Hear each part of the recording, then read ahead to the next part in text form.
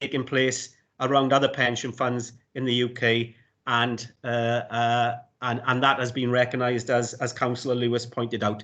In conclusion, presiding member, more importantly, this is the right thing for our environment. This is the right thing for our future, but it's the right thing as a fiduciary in meeting our fiduciary duties.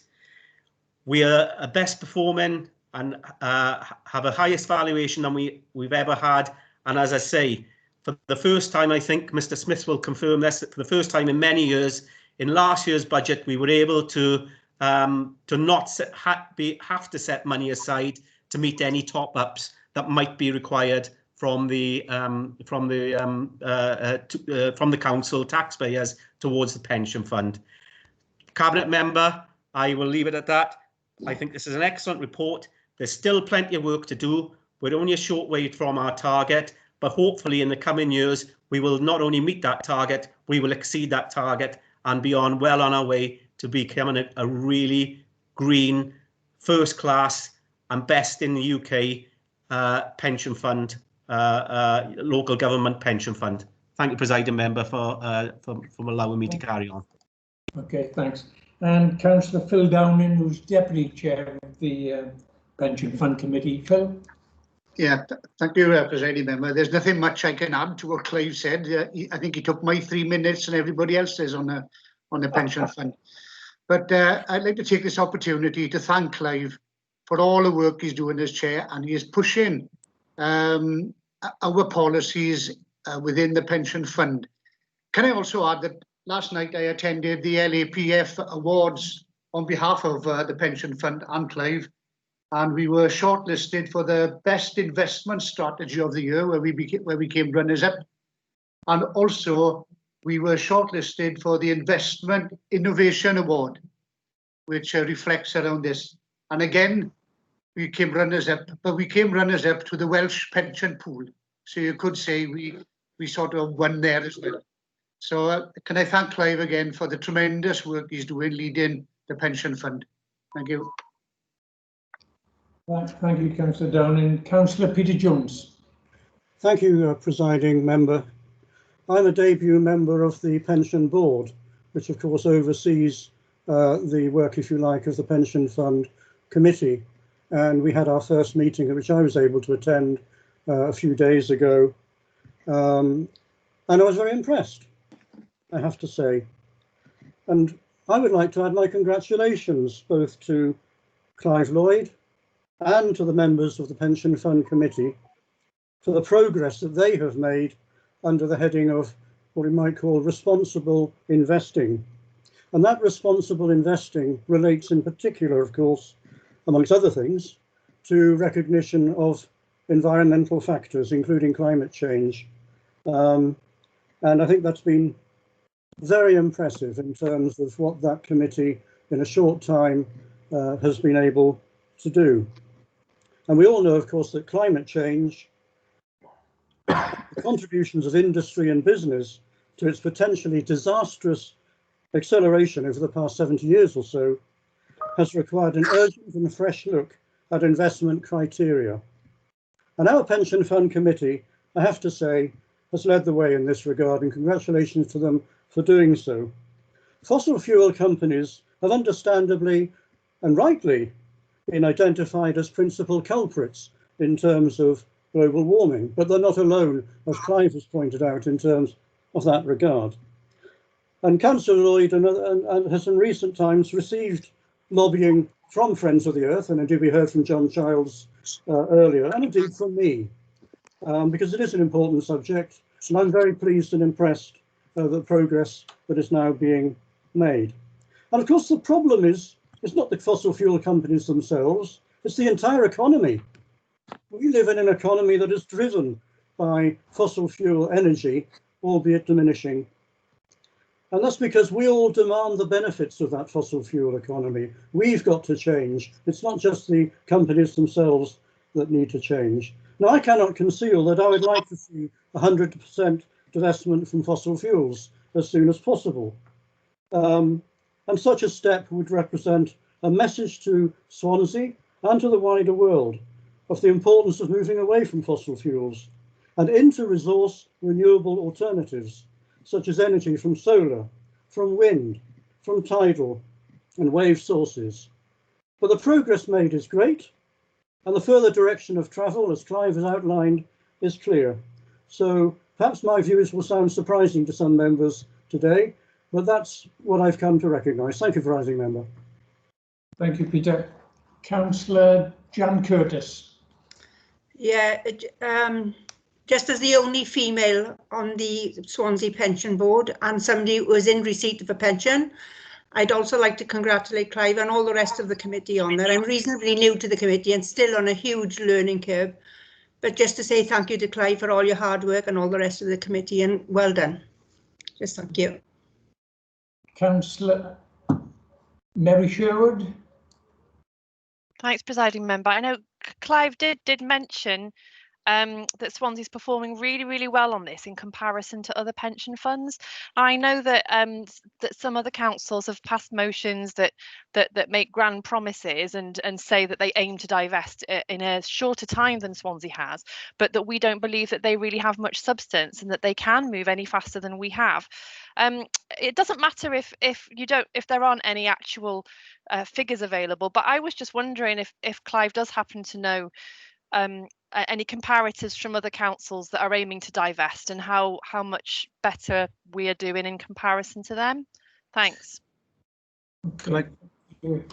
And Councillor Andrea Lewis. Thank you, Presiding Member. I have previously commented, obviously on the back of the question from John Childs.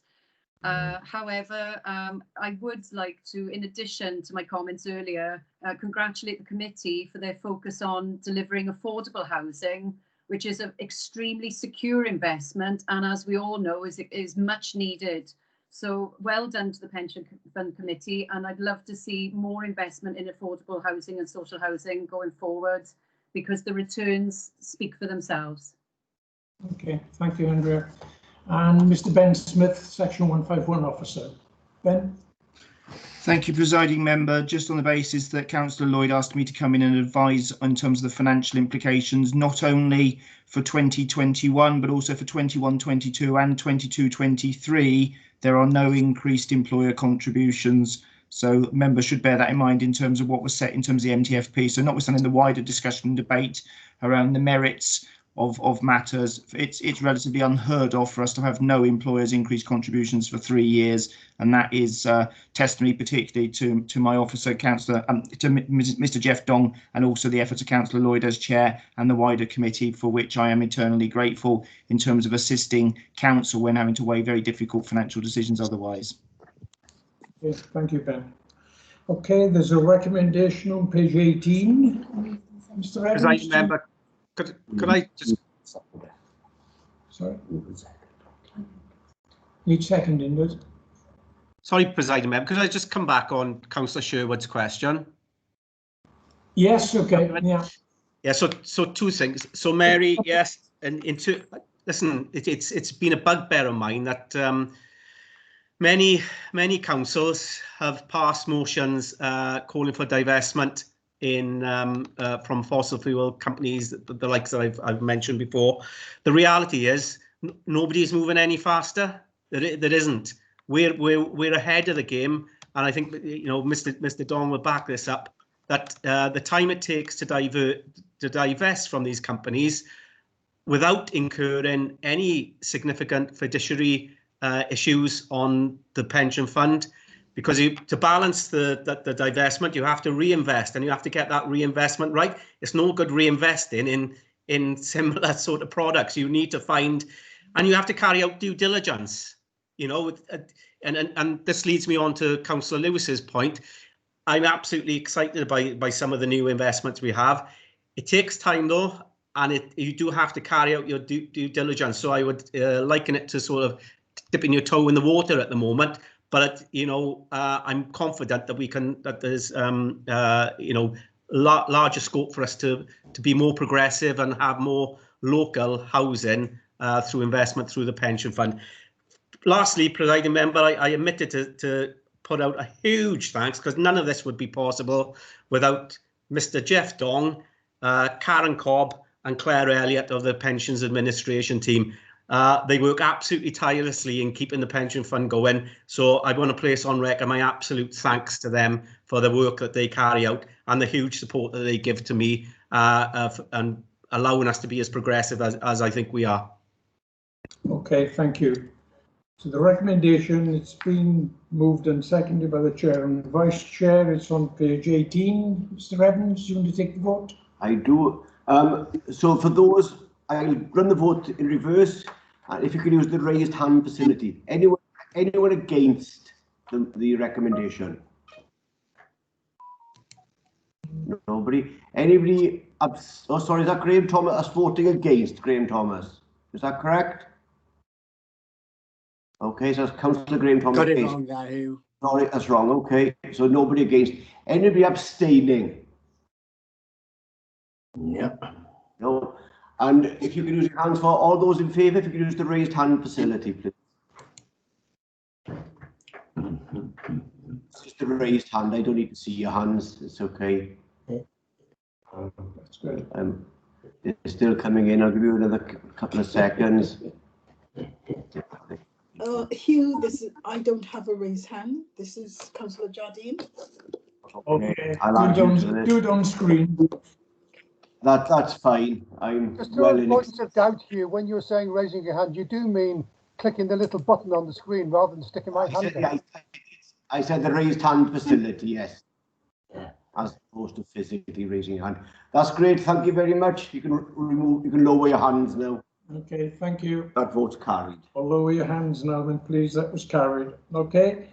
Item 10, Climate Emergency Declaration Policy Review Proposed Action Plan. Councillor Andrea Lewis.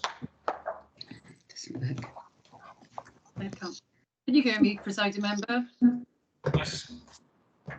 Sorry, my buttons are on delay. Thank you, Presiding Member. Firstly, I would like to place on record my sincere thanks to Martin Nichols, who's put in an incredible amount of work and effort in pulling this report together, and I'm very grateful to him. I'd also like to extend thanks to the Policy Development Committee members who have been instrumental in, sorry, there's a bit of feedback, Chairman. If people could mute their microphones, I'd be grateful. Mic's on mute, please. Thank you. And also, as mentioned earlier to John Childs, I'm grateful to the Environment Centre for what was an excellent engagement session. And there were a number of environmental groups on that forum, and they did give their input as well, which was very valuable. It's fair to say that climate change has been front and centre, very much so recently. UK government have recently released their 10-point plan for a green industrial revolution that they published in November. On the 2nd of November, the United Nations Secretary General stated, "Making peace with nature is the defining task of the 21st century."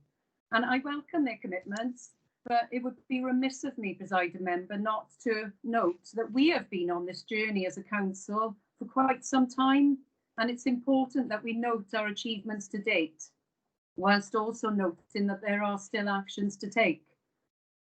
On the 27th of June 2019, we passed a notice of motion. We declared a climate emergency, and we took that declaration very seriously and have been working towards that ever since. Pleased to note the previous report on the agenda, the outstanding progress of the Pension Fund Committee. Since the baseline year 2009-2010, this council has already achieved a 42% reduction in carbon. We've put solar on our public buildings, on the Guildhall, the Glenvivian, care homes, leisure centres, and many, many schools, and we will continue to do that. But my thanks to Swansea Community Energy and Enterprise Scheme, SCEES, and also to EGNI, who are both not-for-profit organisations that have helped us deliver this. And also we had recent cabinet approval of a 3 megawatt solar farm. We are just about to launch our phase 1 of our publicly accessible electric vehicle charging network, and we will work towards phase 2, phase 3, and the opportunities to roll out that network for the benefit not only of our residents, but also our visitors and our tourists. We've got the largest council EV fleet, and we've got a green fleet policy to go with that, to go much further.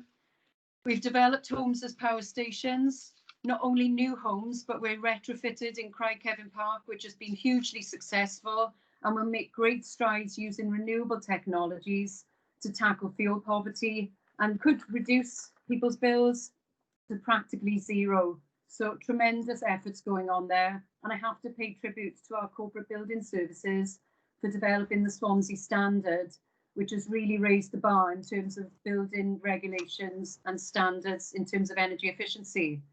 We've got the active travel plan, agile working, reducing the need for people to travel to and from work, reducing their carbon footprint in terms of journeys. We've got the local procurement strategy, where we very much focus on the footprint of where we purchase things from. And as an example, in Parker Helig, 99% of our local supply chain was within a 15-mile radius. We have care for the natural environment, now a corporate priority. As the leader mentioned in his announcement, progress on a world-leading Dragon Energy Island. Over 21,000 streetlights upgraded to LED, and I could go on, presiding member, the list is long. What I would like to say at this point is that I welcome Cabinet colleagues to comment, because you can clearly see that this is a cross-departmental, cross-local authority approach. This is not just one department, this is a whole council approach. Welsh Government will review their Welsh Government will review their approach to reaching net zero by 2050, and of course we will incorporate any new requirements arising from any legislative changes. And we've got the Wellbeing of Future Generations Act to thank for, which enables us to focus on this and invest more for the benefit of our future generations. The plan incorporates work stream 1, where by 2030 we will internally as a council try and achieve net carbon zero by 2030. That is within our gift and within our power, but we will need additional funding and resources, and that does need to be taken into account. What we'll also need is a carbon calculator tool, which is referred to in the report, because it's important that we measure where we are, so that in order that we can measure success and understand what success looks like on that journey. Workstream 2 is about the wider public and the wider businesses to reach net carbon zero by 2050. And as I said in my response to John Childs, that is going to need significant wider public engagement and consultation and education and awareness. And part of that as well, I think, and I'm sure Councillor Rayner will wish to comment, will be about engaging with our eco committees in our schools and reaching our young people, as well as trying to reach those more difficult groups. And I know that Councillor Louise Gibbard will be assisting us in making sure that our engagement reaches as far and wide as possible. We have the Climate Charter, which I'm pleased to say that full Cabinet have agreed to sign up to, and hopefully all the opposition group leaders will also sign up to that. But later, we plan to promote this with our public sector and our local partners through the Public Service Board and other areas, and through local businesses, in order to get that whole approach. At this point, before I sum up, presiding member, I'd just like to mention a quote from Sir David Attenborough in Blue Planet. "We are at a unique stage in our history. Never before have we had such an awareness of what we are doing to the planet, and never before have we had the power to do something about that." And that is very much embodied in this report. The proposed action plan set out in points 3 through to 6 represents our commitment as a council to reach net zero by 2030. That's a commitment over the next 10 years. And as a wider county by 2050, that's 30 years of commitment. And although this report comes to council for information this evening, I would hope that each and every one of us would wholeheartedly support and endorse what is undoubtedly one of the most important steps we take to leave behind a legacy to be proud of for our future generations. And I'll pause there, Presiding Member. I'm happy to take any comments or any questions. Okay, thank you. They're queuing up, Andrea, with questions. I'll remind them you have 1 minute to ask questions. Councillor Peter Black. Thank you, Chair. It's not so much ask a question as to make a comment, which is that I very much welcome the progress that has been made towards this objective of being a carbon neutral council. It's very important, and of course the climate change motion had cross-party support. I do have one question, which is in relation to the sustainable transport strategy on page 41. Obviously, we as a council are doing everything we can to become carbon neutral, but it's also about enabling others to do so as well. And I think given that one of the biggest causes of pollution in the city is internal combustion engines, I'm just wondering whether we're making any progress towards getting a larger number of more accessible charging points for electric vehicles. As Andrea knows, many people don't have driveways. I live in a terrace street. It's very difficult to own an electric vehicle and charge it up if you're having to run a cable across the pavement. So clearly we do need to have that infrastructure investment as much as possible to be able to enable us to move towards an electric vehicle city. Thank you, Chair. Thank you, Peter. Can you make a note of the questions, Cabinet Member, and then answer them all at the end? Otherwise, we're going to be here all night. We've got 7 people waiting to ask questions. Councillor Irene Mann.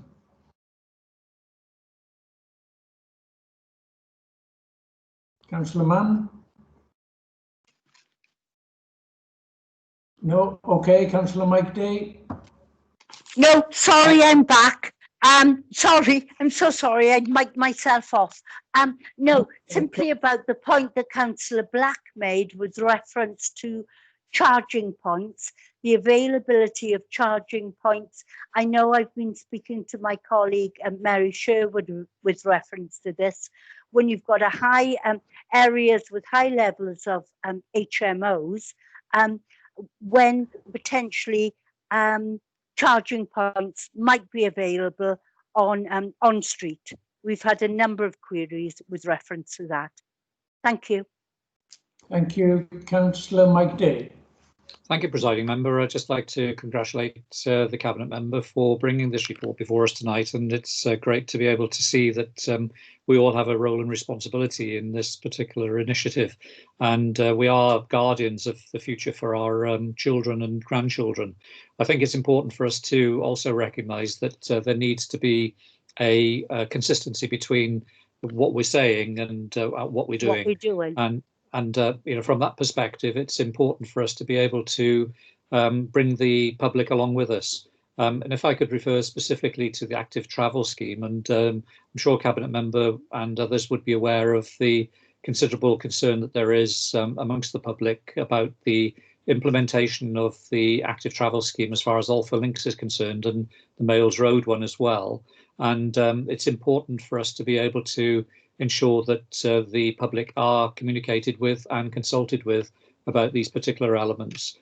So I would hope that we could have some assurance that in future, I know that's in the report about consulting on future active travel schemes, but not just simply on the plans and ideas and suggestions, but how the scheme is going to be implemented. The concern relates to, for example, the potential damage to the environment. And we need, as the Cabinet members indicated, to be able to demonstrate that we are looking after our open spaces, our current open spaces, and ensuring that they're properly used. And the engagement of the public is critical in this particular regard. Thank you, Mike. Councillor Wendy Fitzgerald. Thank you, Chair. Yes, I'm referring to the active travel paragraph. That's 2.121. I'm all for active travel. I think that's making a contribution to the way we live on our healthy way of life. However, I do have some concerns. One of them is that it does say in this particular paragraph that 60% of households in Swansea now live within a dedicated off-road cycle route. Can the Cabinet member elaborate slightly? When it's dedicated, are we talking about combined pedestrian and cycle routes? You know, there are issues. I've had concerns raised to me about combined pedestrian and cycle routes. Another question is, I still can't seem to find from anyone any figures on the increase in cycling. We install new cycle routes, and it would be very useful to know what the percentage increases are around cycling. I know, for example, there's been a huge impact on the Mumbles, you know, to Swansea route, but that's a very scenic route and very attractive. I'm just wondering about other routes. Do we have any figures? And then finally, you know, on the figure side of things again, do we have any figures to indicate how many people are using the cycle routes to get to work? Because this was one of the reasons why they were being promoted. You know, we need to cycle to work rather than drive our cars or even use public transport. So if there is any information out there, I'd be very grateful, because I can't find anything, and I would like to have some of these figures should they be available. Thank you. Okay. Councillor Peter Jones. Thank you, presiding member. Councillor Lewis rightly made reference to the United Nations Secretary General, whose speech in the last 24 hours or so, she quoted his statement about making peace with nature is the defining task of the 21st century. That's an incredibly important statement to make, and we should all be taking on board. He made the point that, as he put it, humanity is waging war on nature, and of course climate change is a massive part of that war on nature. He described this as suicidal. It is suicidal for our civilization. Biodiversity is collapsing, and biodiversity and the biodiversity emergency is a fundamental part of the overall problem that we face. And in instance, the spread of deserts, the loss of wetlands, forests being cut down, oceans being overfished, and so forth. This is the background again about which this report has to be considered. And I welcome this report. I think it's excellent. I think it's very thorough. It shows what can be done by the local authority with, we have to face limited resources, far less than we actually need if we're going to begin to address the real problems that we as a society face. And I draw attention in particular to paragraph 2.117 in the report, which concerns the role played by the natural environment. And of course, everyone will know I've got a particular interest in that. We need to maintain and enhance our natural environment for the contribution that it can make to climate change mitigation. But we also, of course, need to maintain it for its intrinsic value, and we must never lose sight of that. Our species, we are part of the planet's biodiversity. By working with nature, we can contribute to keeping global heating below 2 degrees Celsius, or preferably, of course, the suggested target of 1.5 Celsius. But we, of course, have been working against nature, as the Secretary General has instanced. Most devastatingly, of course, in the Amazon rainforest. I dare to say that the current president of Brazil, quite frankly, has a lot to answer for, but not just him. It's been a problem, of course, going back over decades. We know that what can currently be done, whether by our council or by others, will fall short of what is needed. That gets back to the problem of resources. Well, that is not a reason for doing as much as we can. Allowed 1 minute, Peter. Thank you, presiding member. I'm nearly finished. Moreover, of course, we can all do more in our daily lives. Drive less or not at all, eat a more plant-based diet, walk and cycle more, and enjoy and support the natural world. Contribute to the issue. So, and I might just add that the Natural Environment Scrutiny Panel, which I chair, will be looking at the climate report in more detail when it meets in a couple of weeks' time, and I shall look forward to welcoming Councillor Lewis to that meeting, where we can discuss it in even greater detail. Thank you, presiding member. Thank you. Councillor Mark Thomas. Thank you, Presiding Member. Yeah, I did put my hand to come up. I wanted to speak on the report. Since I put my hand up, a couple of councillors have raised questions about the active travel, which I'm happy to answer if my Cabinet colleague would prefer. Yeah. But yeah, I just wanted to pick up on the point. I wanted to thank Councillor Lewis, obviously, for bringing this report to Council. It talks about our commitment to the climate emergency, which we declared just over a year ago, and our ambitions for this council in getting to net zero. And that's all within the report. But I wanted to focus attention of councillors and the public as well on. I think it's important that we remember that we as a council, as an authority, haven't started this work since the declaration of climate emergency. And there's a couple of key points in the report that I refer to. The first one I can think of is the introduction of new LED lighting. And since about 2011, 2012, we've already saved over 4,000 tonnes of CO2 being emitted out into the atmosphere. So that's not a new thing. That's something, it's a statement of our intent. I didn't want people just thinking that since we've declared a climate emergency, we are now going to be climate conscious. As an authority, we've been climate conscious ever since we came into administration in 2012. Another one there is obviously the active travel route, which has been picked up by councillors.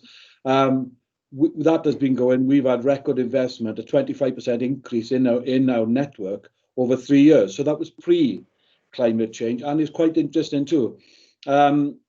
When people talk about the discussions, as the councillors be aware, that I'm currently in with communities and residents and councillors about the introduction of cycle routes, new walkways, improved networks. People tend to forget the importance of these routes on our climate emergency charter. They are not there as purely as leisure routes. They are there to help and facilitate people who want to leave their cars behind to be able to do that, because it's fine saying you shouldn't drive a car, but then we as an authority have to provide alternatives for people who want to do that. And this is part of it. It's not the whole solution, but it's a big part, being able to provide safe routes for people to commute, walk on, cycle on, and go to school. So that's an integral part of that. The other one, it would be remiss of me not to mention, was obviously the work and effort we've done in through waste management over the last couple of years. We are, by our Keep It Out campaign, for example, there are well over 2,000 tonnes a year of black bag material that not go into landfill now. I mean, that is an astounding record and something I'm certainly very proud of, and we should be as an authority. So I just wanted to raise those points about this work didn't start when we signed up for the climate emergency. It's been ongoing for a while. But in answer, so certainly Councillor Day first, the question was about consultation, etc. Now, as everyone knows, we did consult on our network map in 2017, and as Councillor Day has alluded to, we will be redoing that consultation exercise, a 12-week consultation with anybody and all interested parties next year in 2021. In the meantime, we often get challenged about our lack of consultation. Well, I'll challenge that with anybody. This arrangement and the two particular, we agreed at Cabinet, which is a public meeting, anybody's entitled to attend, members of the public, councillors alike. On the 30th of July 2012, this was agreed at Cabinet in a public meeting. That decision was made by Council, by Cabinet, and that is the decision that we are proceeding with. What we have got in some instances now on the Mayor's Road Scheme and the Klein Road Scheme is calls for that scheme not to go ahead, or calls for that scheme not to progress. Some people effectively want to vote on it. Now, that's not what I call consultation. This council has made a vote on it. This council, through democratic processes, has already decided that those schemes are going to go ahead. And that's what we are doing. Now, notwithstanding that, there is nothing that we have rejected from input from any interested parties.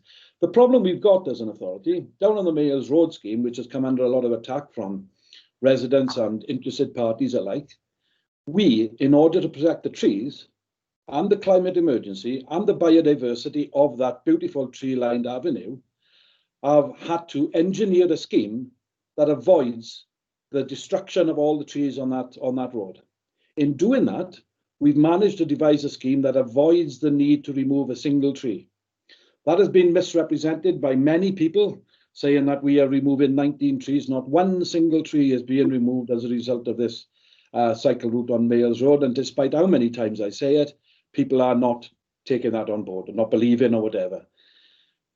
By avoiding the destruction of trees, we've created a different style, a hybrid route, which is now coming under attack for that it's an unusual route. Yes, and we put our hands up, it's an unusual route, but it's a safe route. It complies with all the statutory requirements, but it also protects the bulk of the trees on Mayors Road. A lot of the people who are opposed to the scheme on Mayors Road are suggesting that we should take the route off Mayors Road, off route, and go through Klein Gardens. Right, so that's one proposition being made by people. In Klein Park, in Klein Valley, I've got the opposite.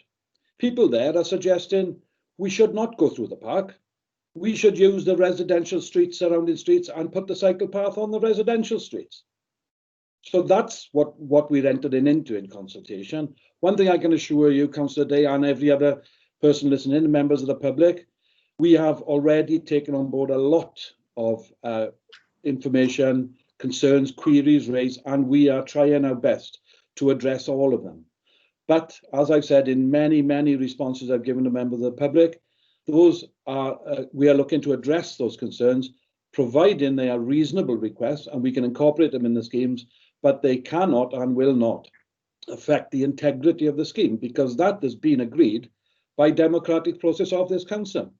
And I'm not in a position, and I don't think anybody else is, to overturn that decision made at Cabinet. So that's where we come up with the issues of consultation. Listen to people, talk to people, consult with people, but it's not a decision-changing process. In answer to Councillor Fitzgerald, we have got counters on most of our cycle routes.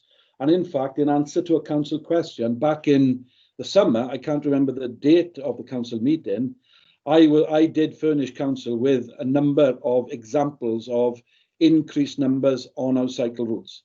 When people were in the midst of lockdown, we were very fortunate in having all these alternative routes where people could go out for their mental health and well-being, as well as their physical health. I was reporting figures, for example, Blackpill to Dunvant, on a 6-fold increase on usage on that site alone. The foreshore, I think, was about a 5-fold increase in numbers, etc. Now that brought with it challenges, because as more people used it for walking, cycling, dog walking, leisure, commuting, then it did lead to conflict in some cases where people were not paying attention to giving regard to cyclists, and vice versa, cyclists going too fast. And we've been urging people to care and share these routes. They're for everybody. And in answer to the other question you asked, Councillor Fitzgerald, yeah, they are off-road routes and they are shared routes. That is the strategy. That is the funding which is offered to us by Welsh Government for shared use paths. And these are shared use paths. They're designed to be shared by pedestrians and cyclists alike. What I don't know is I'll have to give you a written response on. I don't know if we have got detailed information on the breakdown between general users of the path and specifically on commuters, but I'll have to give you a written response on that. Okay, sorry, I remember if I whittled on a bit. I'll let you go on because it's a topical issue at the moment. It's running riot, but please, can following members, I've still got 6 people with their hands up. Can you please refrain yourself to try and keep to a minute? Louise Gibbard, please. Thank you very much, Presiding. I'm sorry, I'm struggling with my. Thank you, and I just first of all wanted to thank Councillor Lewis and also all the officers involved in bringing forward this report, particularly the Director of Place, and to thank them as well for the engagement through the process with the Policy Development Committee. It's been really good to see this strategy developing in its various forms. And as Councillor Lewis says, it really does affect all of our portfolios across the Cabinet. I share the supporting communities portfolio with Councillor Pugh, and so you might think on first glance that it hasn't got much impact on our portfolio, but of course, if we don't combat climate breakdown, quite apart from the devastating impact to our natural environment, it really affects people as well, especially vulnerable people around the world, especially in developing countries, and our own citizens here, you know, in things like in terms of air quality, the impact on our citizens' health, and then, you know, the potential to combat poverty with new green jobs in the local area, and also access to green spaces being such an important part for people's everyday health and well-being. And also thank you to Councillor Lewis for talking about the important work that we need to be doing going forward regarding engagement and really reaching out to all our communities across Swansea to achieve this really important target. I think it's really very much a Team Swansea effort for everyone across the city. So thank you for the report, and obviously really happy to support it. Thank you. Councillor Gembrina. Thank you, Councillor Thomas, for allowing me to ask a question over and beyond my comments which I made when this paper was discussed in Cabinet. In your opening remarks, Councillor Lewis, you referred to the work of schools councils and eco committees. So you are aware that children have very different priorities to those expressed by many of the adults today. And you will know that they are very keen on checking some of the facts. It's not good enough to say this new packaging for my ice cream or your cup of coffee is recyclable or compostable. They tend to bury it and check if that is actually true. Is it compostable in a normal garden, or do you have to compost it in a furnace? So you will be aware that schools have been, in an individual basis, submitting various reports. I have been having conversations at the request of a number of pupils with the Interim Director of Education and the Deputy Chief Executive about bringing together committees and schools councils for a more formal body which would like to make a serious start on in-depth monitoring and checking up on some of our policies. It's very easy, as we've heard today from a number of speakers, for us to make a grand statement, but we have to monitor and check and make sure we are actually delivering what we want to deliver. So would she welcome the opportunity to engage with a larger group of children and young people on the issues that are proposed in this excellent report? Right, thank you. Councillor Nick Davis. Thank you. Thank you. Yes, I just want to say a few words about the report, which I think is excellent, and to refer in some way echoing the comments of the Cabinet Member Mark Thomas on paragraph 2.1.21 about active travel and the increase in cycle network provision. And I commend in particular the efforts of the officers, and one particular officer, for his energetic approach to obtaining funding from the Welsh Government for this. I'd like a tenner in my back pocket for every time I've heard somebody say, I'm all for cycling. But there's often a but after that. And the point about a sustainable, effective cycling network is there needs to be connectivity. It needs to not just be an ornament, but it needs to connect where people live and where people work and where they want to go. So it has to be safe, and it has to be practicable, and it has to be accessible. And one person's challenging mountain bike route through the woods isn't necessarily somebody else as somebody else's cycling route to their place of work. Now, all those things sound straightforward. Most people would say, well, of course, but you cannot really do that without challenging in our urban space the domination of the motor car. You cannot do it. To bring about an effective modal shift, you cannot just say, well, I'm all for cycling as long as it doesn't interfere with the unfettered dominance of the car everywhere. You have to challenge it. And that's not just to bring about a more safe and a more a less dangerous and more pleasant urban space, it has a role in combating the climate emergency as well. Just one point though, I do regret as well the way that the debate about active travel is sometimes needlessly polarized. As well, the problem is speeding cyclists in Lycra who make life difficult for everyone. Well, I'm not in favour of cyclists behaving inconsiderately. Of course I'm not. But if you started as your approach to the building of roads or the designing of cities, well, some car drivers are inconsiderate. I think we'd be living in a very, very different place. Thank you. Okay, thank you, Nick. Councillor Linda Taylor-Lloyd. Thank you. Councillor Mark Thomas knows how many emails that I have had about the cycle path on Mayors Road. An officer spoke to a Zoom meeting and told 120 people to contact their councillor. So you can see how busy I have been. I am grateful that officers came down and spent time on the road with me explaining about how the road was going to look. And I'm grateful because I was able to tell people that their fears of all the trees disappearing was not true. Whether they've taken that on board, because you know what people are like, they are fearful that that beautiful road was going to go. The question that I would like to ask is, how many cyclists do you think will use it? Because I did an informal survey a couple of Saturdays ago, and I found that the cyclists, the families with children, didn't want to use the cycle path next to a road, and the serious cyclists didn't want to use the cycle path.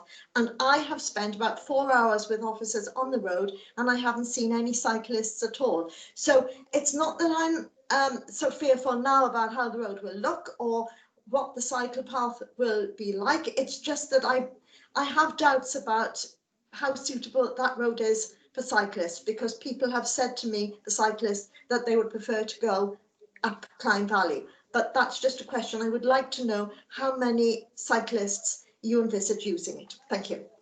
Thank you. Councillor Philpott. Cheryl. Thank you, Chair. I just wanted to come back really on first of all, the report is excellent. I mean, everybody would agree that we have to be looking forward, as other people have said. So I'm not going to repeat that. I'm not criticising the report here. It's just something, it's regarding consultation. And going back to the active travel, the 2017 consultation was on the principle of active travel. And clearly people are going to be engaged with wanting to have less cars on the road for all of the health and all of the health benefits, etc. We don't need to go over that again. But the devil's always in the detail. And I think this is why we're now having, with these active travel schemes, as Swansea's been so fortunate in having quite a lot of finances made available. But I do really think that we need to be looking more to the guidance that has been given for active travel, which does refer to consultation during the development of plans of projects, particularly when those plans are going to be installed on existing footpath routes, because you're going to have that conflict with houses, etc., etc. But the consultation at the development side, as officers are working on the detail of the plans, would help to take people forward. It would engage people, and it would undoubtedly help to stop the resistance to schemes. So instead of those schemes being delivered, this is what's happening, if all of the parties are brought to the table, and I don't mean just Wheelwrights, because they seem to be very active on the consultation, because I think they've been invited, but other people, all of the, I have concerns where we have a conflict, and it's the people who are elderly, the less mobile, those with sight and hearing impairments.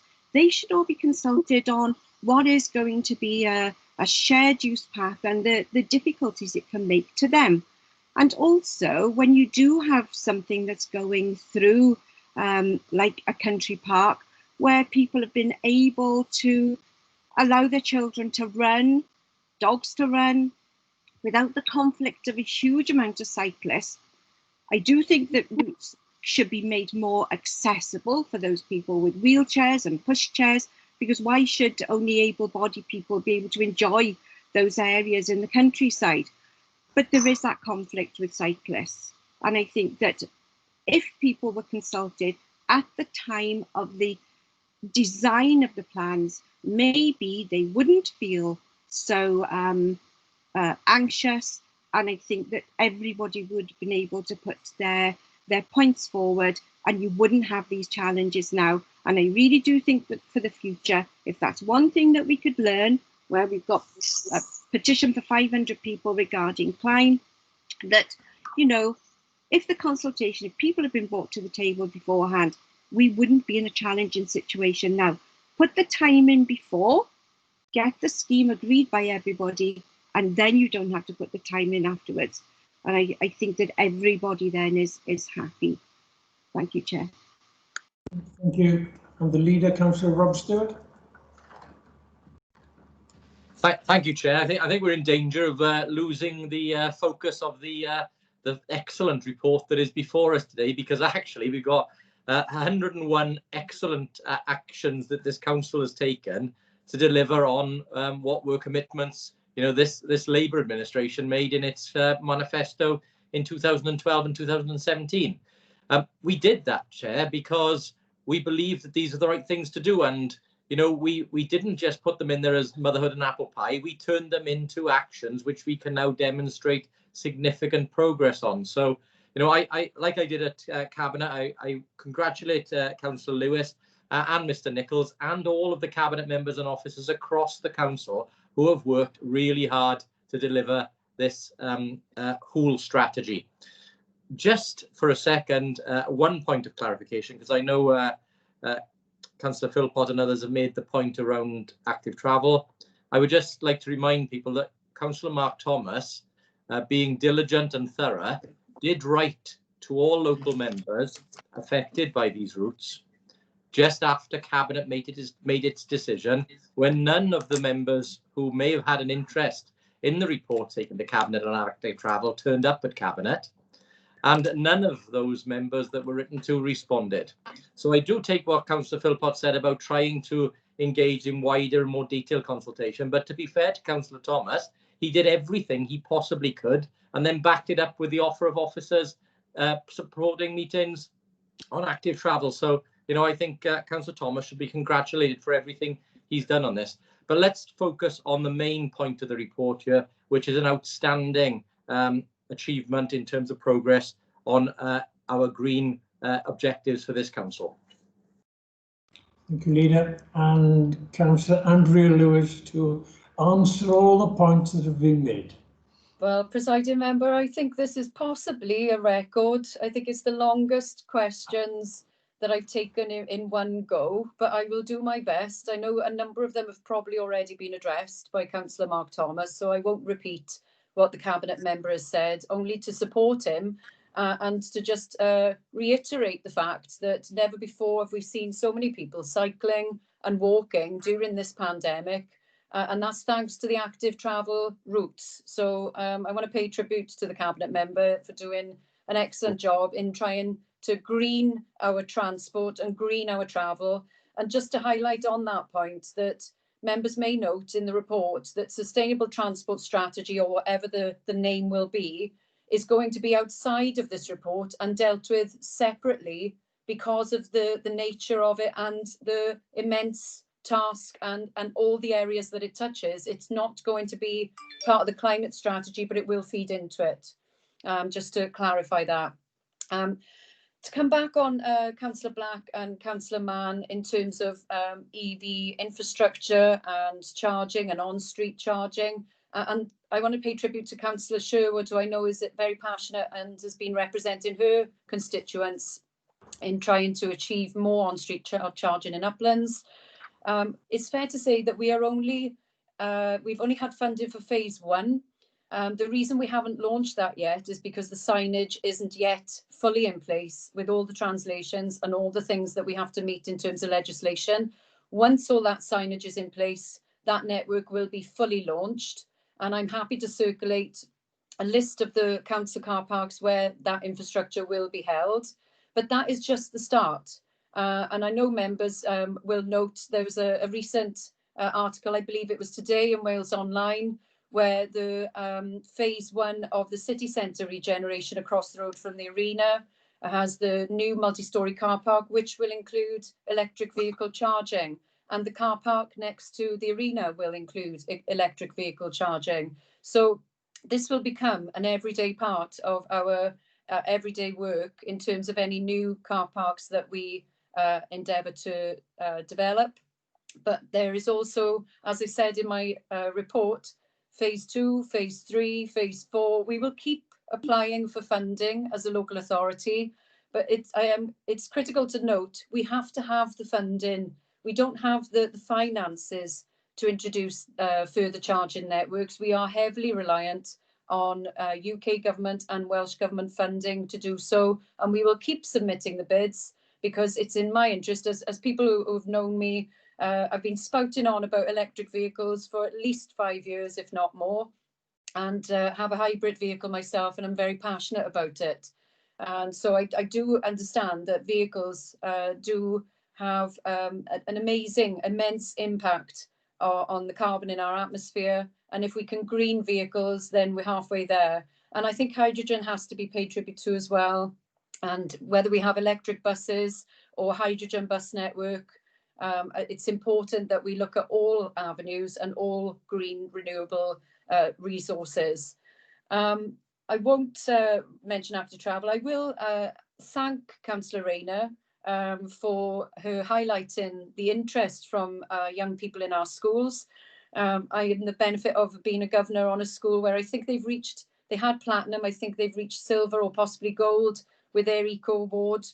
And the children, as Councillor Rayner highlights, are rightly passionate. And I wholeheartedly welcome inviting all the chairs of all the eco committees to a centralised committee where we can hear young people's voices, because they are the future. This will directly affect them. And it's incredibly important that we take on board their views and we listen very carefully. I went out to one of the schools that had solar on the roof and was pleasantly surprised when a 7-year-old came up and told me exactly how it works and went into immense technical detail. And that just goes to show that solar on the schools gets young people's minds thinking about the benefits of renewable energy and what it can do for the school, what it could do for us in our homes. I think, Chairman, I've covered everything. I don't think I've left anything out, only to thank Councillor Jones for his comments in terms of the natural environment, and we'll of course note those and take those on board. I think it's been a very healthy debate, and I return back to my earlier laying down the gauntlet. I hope that opposition group leaders will sign the Climate Change Charter, and I think this lengthy debate and interest just goes to show how concerned and how interested we as a council are in terms of tackling this climate emergency, and I'm grateful to members' comments today. Councillor Lewis, I got Councillor Mann wants to come back on something. Irene?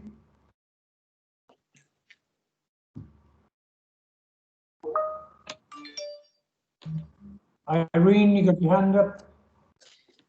No, not there. Okay, we move on. No, sorry, Chris, I can't allow you to come back in now. I was going to say, Chairman, presiding member, we go. Come on, then, 1 minute. I said what I was going to say is we have agreed to support it. Can I just make one comment? Right, thank you. Thank you, Councillor Holly. Yeah, absolutely. Right, okay, thank you. That was for information. Okay. Item 11 is to the appointment of an additional lay member to the audit committee. Who's taken this? Mr. Smith, Ben, 151 officer.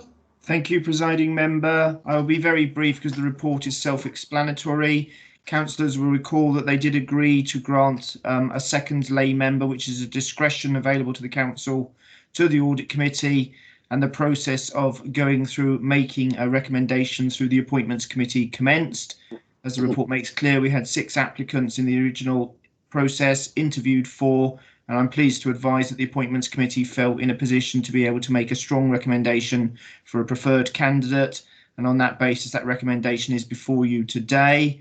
The recommendation is twofold: one, that Julie Davies be appointed as a lay member of the Audit Committee with effect from tomorrow, and then the second recommendation gives effect to it being for a 5-year term. As I did say in my introduction, it's a discretion at the moment for the council and has granted a second lay member. There are likely to be legislative changes in the future around the Local Government and Elections Bill, which may add a requirement for further lay members, but it is the view of officers that that be considered in due course if the bill becomes law in full. But the recommendations before you are twofold and straightforward in my view. Appointment of Julie Davies for a period of 5 years. I would hand over to the leader if you had anything else to say, or anyone else from the Appointments Committee. Thank you, Presiding Member. Thank you, Ben. Leader, do you? Only thing I would say, Chair, is my understanding is that I think it was a very good process followed by the Appointments Committee, and I think we've chosen the right candidate to take on the role of lay member. So with that, can I just thank the Appointments Committee and Mr. Smith for the work they did to find and appoint that candidate. Okay, thank you very much. Is it moved and seconded? Yes. Mr. Evans, do you want to think? Okay, those against, can you raise your hands on the facility? Nobody. Oh, sorry, one against, Councillor Burtonshaw. Sorry, Councillor Burtonshaw, was that against, or have your hands gone down? No, it's not against. It's for. Okay. Anybody abstaining? Nobody. And all those in favour, please raise your hands on the raised hands facility. Don't need to physically raise your hands. My hand's not working. No, my digital hand's not working. That's fine. I can't get mine to work. I'm well in excess of 50% of people, so that's fine. Okay, that's carried. Thank you very much. Item 12 is the permanent appointment of the role of the Statutory Education Director. Who's taking this? I will, Presiding Member. And thank you. I'll be equally brief as Mr. Smith, and thanks for the comments that you made and the other members made about Mr. Williams. As Councillor Rayner mentioned earlier, we gave him an excellent, albeit socially distanced, send-off yesterday. Following Mr. Williams' retirement, I'm asking Council to note that we'll be commencing the recruitment to the Statutory Director post in line with the legal requirements, and these are set out very clearly in the report. Members will be aware that my colleague Helen Morgan-Rees is currently in post as the Acting Director Interim, and I'm requesting that Council agrees the continuation of her appointment pending the substantive appointment of Director, which will be sometime in the new year. I won't say any more, Presiding Member, but very happy to take any questions. Okay, no hands up for questions. The recommendation is on page 62. Mr. Evans, take the vote, please. Yeah. All those against, could you please raise your virtual hand? That's nobody against. Anyone abstaining, can you raise your virtual hand? That's nobody. All those in favour of the recommendations, can you raise your virtual hands, please? Why won't it click? Was it the maze then?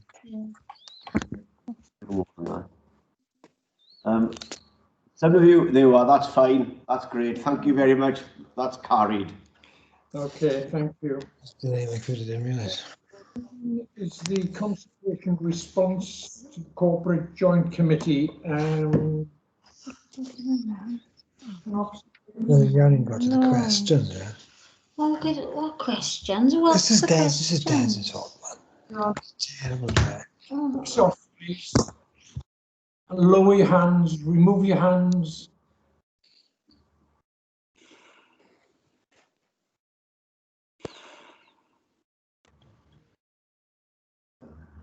Right, I've still got 4 hands up. Are you all wanting to ask 5? Are you all wanting to ask questions? Lost you. Hang on a second, I'm going to get them ready for Tracy.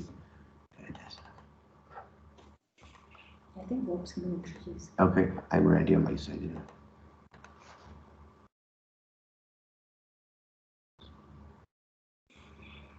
Right. Okay, you're back with me. We've got 4 hands, 3 hands, 4 hands. My hand isn't coming down, Chair, I'm afraid. Right.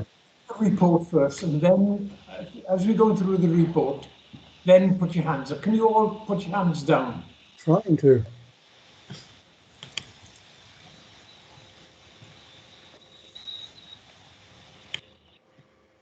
Right. Thank you. Monster, please. Thank you, Presiding Member. We're on to agenda item 13, and with your indulgence, I would like to just bring up on screen, before we actually go into agenda item 13, a very short presentation around the legislative framework to the CJCs, which I hope will assist all members. It will be very short. Just waiting for you to put the correct presentation up. It is 6 short slides. Sorry, wait.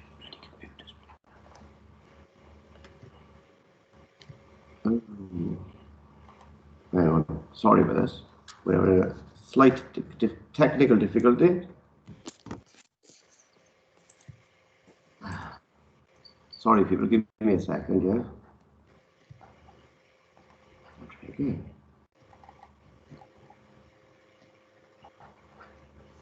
Sorry for this. Excuse me for a moment. I'll try it again.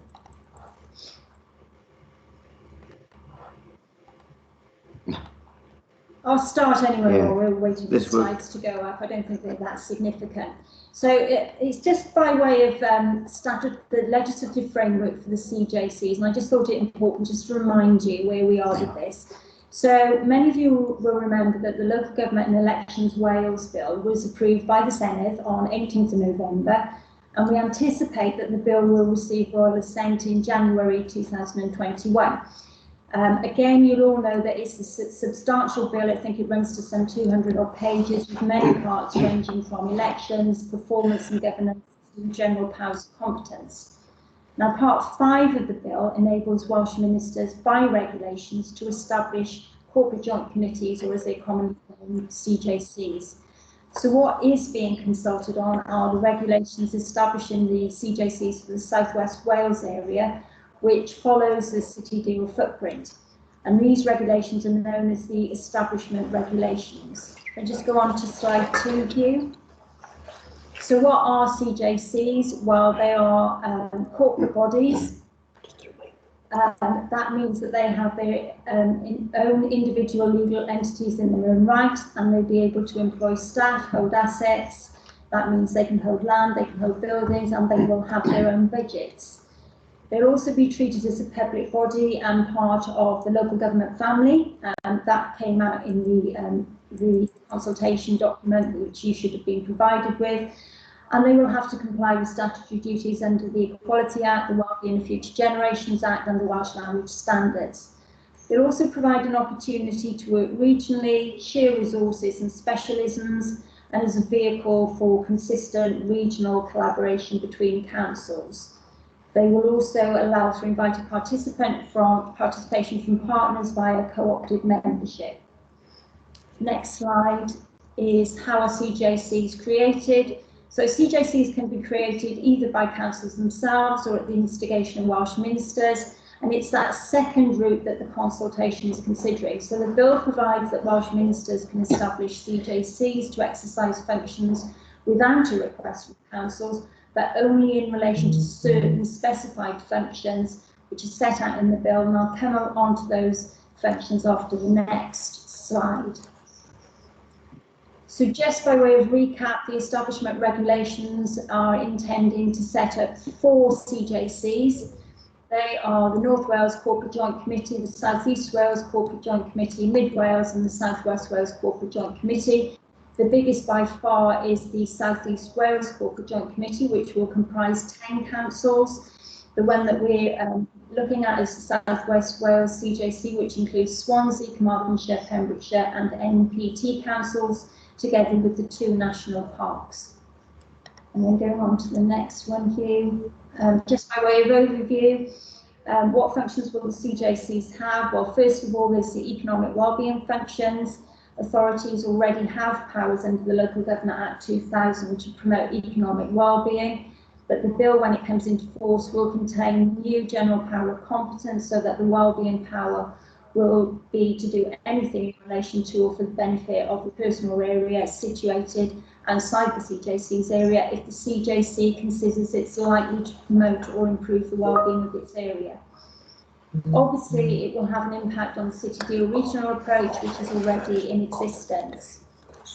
Secondly, the function of preparing a strategic development plan. LDPs will remain with constituent local authorities. And then finally and thirdly, the function of developing a regional transport plan so that the functions of developing transport policies lie within the CJC area and implementing the Wales transport strategy. And then finally, and this is the last slide, just by way of an overview, the establishment regulations which we're consulting on do include some detail on constitutional arrangement, membership, scrutiny, etc. But it is important to emphasise that the regulations of general application will also be drafted, which will outline further detail as to membership and constitutional arrangements. There will be a requirement to make standing orders, and the regulations do set out some core requirements of the standing orders, for example, as to membership, voting, and that each state CJC has in place appropriate scrutiny arrangements, and also that each CJC will have in place audit and governance committees together with the assistance of statutory officers. But the detail of all those arrangements are more fully set out in the consultation documents and the response at agenda item 13. So I don't propose to add anything further. As I say, it was just simply to set out the legislative background around CJCs. But I'll hand back to Rob, the leader now, so he can take you through the agenda item 13 and move the report. Thank you for that. Leader, Councillor Stewart. Thank you, Chair. And can I thank Ms Meredith for the presentation there. Just for members' awareness, the response, the amended response that has been circulated has been created via consultation and discussion with group leaders. And as is our way with these type of responses, the only thing that is contained within there is where we are in agreement as the various groups as to what we should respond with. Each group, if it has additional comments, can obviously supply their own comments in as part of a individual response. So all I was going to advise as well is obviously, whilst Ms Meredith has given us the rundown of the framework and what the law will allow us to do and what ministers can do and what we can do, I don't suggest that we go through a detailed debate tonight on CJCs and how they could play out in our region. Our intention is to, once we have more detail around this and once the Act is in place, to then bring back a formal presentation for discussion so that we can have a formal debate about how CJCs might take effect in our region and some of the things that we would like to see in them and how we would like to operate locally or regionally with those CJCs. So, Chair, very happy to move the report. Thank the group leaders for their input into the response and formally suggest we move the report this evening. Okay, thank you, Leader. That's eminently sensible, I think. Councillor Chris Holly. Thank you, presiding member. I would like to formally second it, if possible. I agree with the leader. I don't think this is the position, the place where we can have a detailed debate on this and what CJCs are likely to turn out. You know, you yourself were on West Glamorgan County Council, so you know what another level of government could look like, and we hope that CJCs do not look like that. I thank Tracy Meredith for her background on the legal side of it, and I thank Adam Hill for giving us a briefing on it. I think the bottom line about this is, as someone has said earlier on, the devil's in the detail on this, and I look forward to seeing what that detail is, because the one thing I do not think anybody wants to see in local government is an organisation which has not got the ability to be influenced by local people, and I think that's the very important part of this. and that's why we need to check the detail on it before having a far more detailed response on that. Thank you. Okay. Thank you, Chris. Councillor Miles Langston. Sorry, Miles.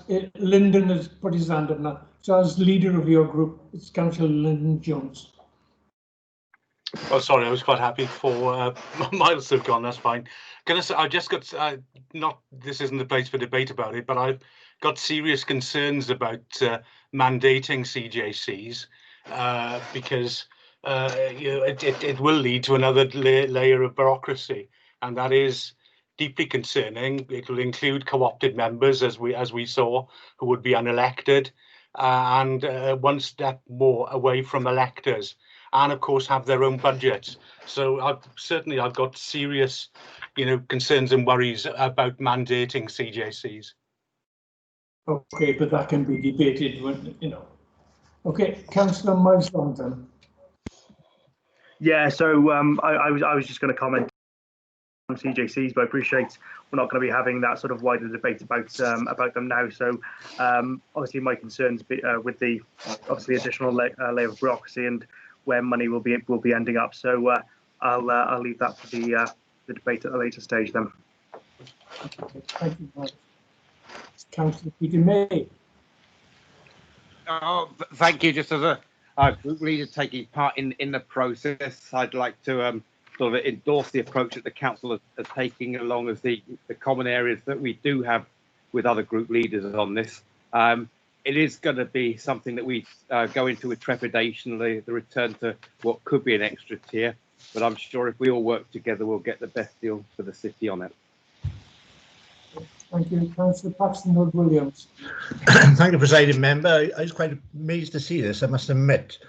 I suppose I was going to say, if we support this in many ways, to my mind, support CJCs, we're tantamount to turkeys voting for Christmas. You must realise that once these are established, city and county borough councils will be axed. It's going to be apparent to a number of us here that the Welsh Government has been trying to reduce the powers of city and county boroughs for some time. You will recall there was a proposal before the last Assembly elections to merge councils. And if Leighton Andrews got re-elected at that time, he would have pushed through mergers. We actually went through an exercise in this council to determine what council areas we would like to be part of. And as I remember, that was Neeson, Talbot, ourselves, Antonetti, those sorts of areas. Then, at that time, I was predicting that in 20 years' time, there will be no unitary authorities. Indeed, I still think that the Welsh Government will eventually take direct control of education and social services, albeit through a subsidiary body similar to the role that NRW plays for the environment. I would just leave the Police Directorate, and that's where I see us going at the end. The Welsh Government are busy at the moment trying to encourage community councils to develop and to have a major role to play in assuming responsibilities. They were certainly working with One Voice Wales, which is the community and town council equivalent to the WLGA, to increase the competencies of community councils, the qualifications for clerks to manage business, the drive by the Welsh Auditor General to get proper accounting procedures in all community councils, and through the IRP acceptance. I'm just about to finish. Or the principle that community councils should be paid. I have no doubt as to the direction where the government wants to take us. And if you want to be a turkey, by all means vote for this. Thank you very much. We'll come back for discussion, as the leader have said. Councillor Clive Lloyd. Very briefly, I don't want to get into the discussion, but two things I disagree wholeheartedly with Councillor Paxton Williams.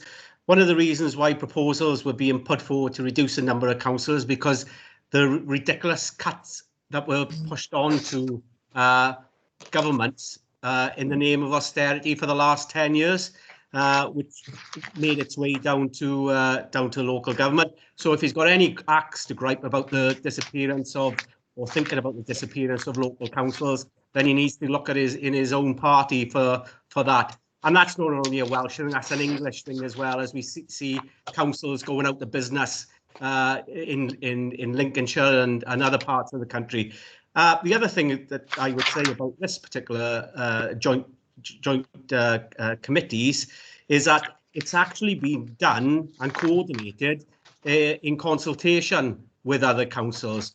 It's not something that's been imposed. This is something that's been done in consultation with Welsh local government associations and aimed to preserve councils and their autonomy, not the other way around. So again, Chair, this is for a debate at another time, but I think Councillor Paxton Williams needs to be reminded of a few home truths in terms of rationale for council rationalisation, and it's all because of the Tory austerity cuts. Right. Okay, thank you. Recommendations on page 65. The leader, as explained, is going to come back for consultation and a further report. Mr. Evans. Okay, can I just clarify as well? I'm going to ask you in a moment if you're for, against, or abstaining, but please note you are voting on the amended response, the amendment being to response 1B as previously circulated to you. So I'm going to read out all your names, so please say if you're for, against, or abstaining. Cyril Anderson. For. Peter Black. For. Hugh Burtonshaw. For. Mark Child.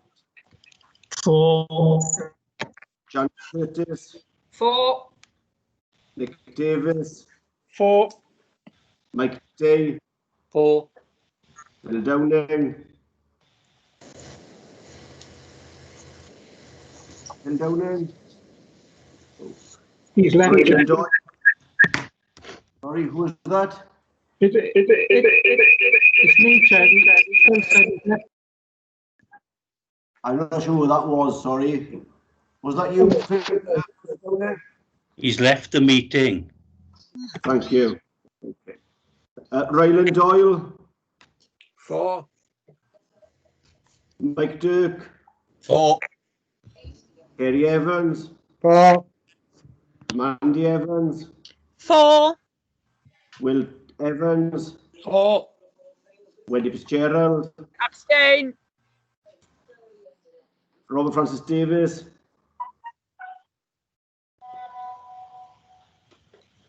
Robert Francis Davis. No. Steve Gallagher. Louise Gibbard. For. Fiona Gordon. Fiona Gordon. Kevin Griffiths. Kevin Griffiths.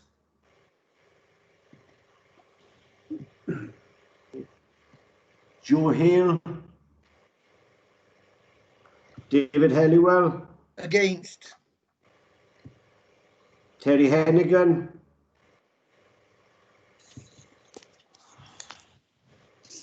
Terry Hennigan. Chris Holly.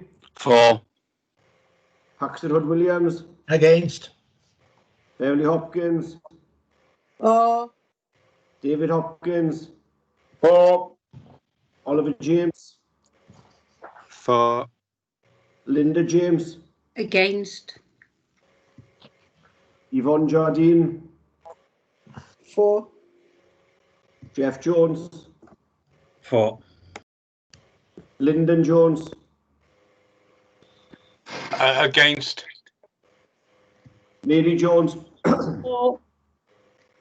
Peter Jones. For. Susan Jones. Against. Elliot King. For.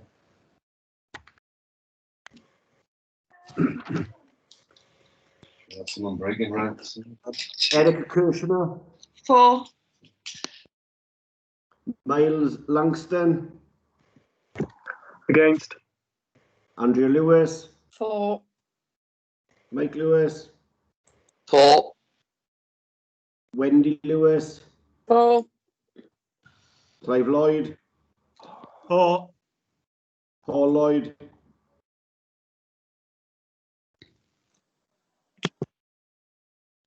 Paul Lloyd. For. Irene Mann.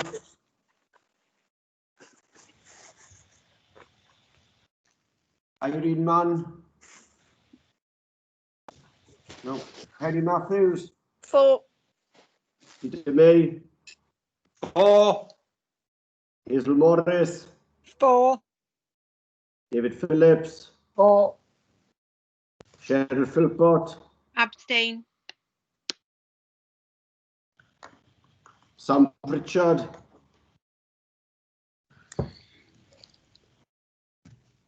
Sam Pritchard.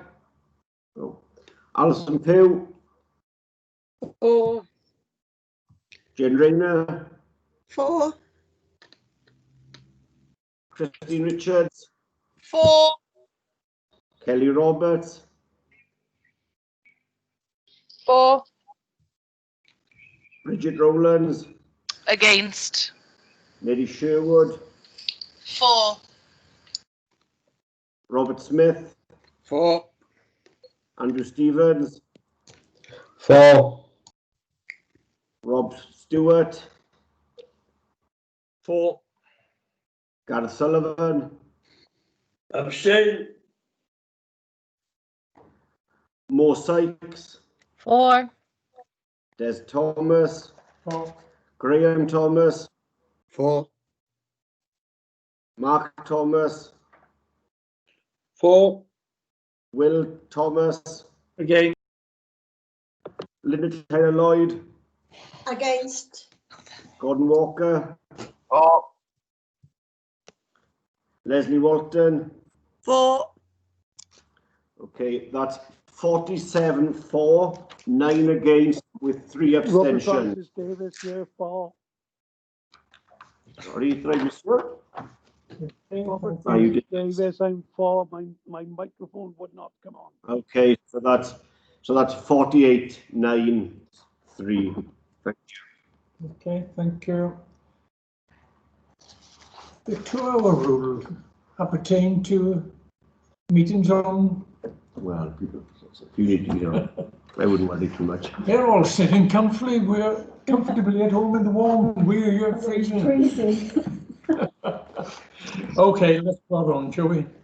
Item 14, amendments to the Constitution. That's me. Thank you very much. Nothing to add to the report. It's proposing that 2 of the PDCs change names as outlined in recommendation 1 and 2. That doesn't affect the membership, the chairs or anything. It's purely a name change. And the third recommendation is to delete the terms of reference, specific terms of reference for the former Equalities and Future Generations PDC, and just to outline that work of equalities would shift to the cabinet member. Nothing else to add to the report. Okay, somebody move the report? Happy to move, Chair. Happy to Thank you. second. I'm seconded. No hands up to question. The recommendations are on page 80. Mr. Evans? Okay, simple one this time. If you're against, please raise your hand, your virtual hand. No one's indicating. Any abstentions, raise your virtual hand. So just one abstention with, oh, sorry, Councillor Doyle, was that an abstention or not? No, sorry, I thought I was voting for. Sorry. No. Okay. And those voting for, can you raise your virtual hands, please?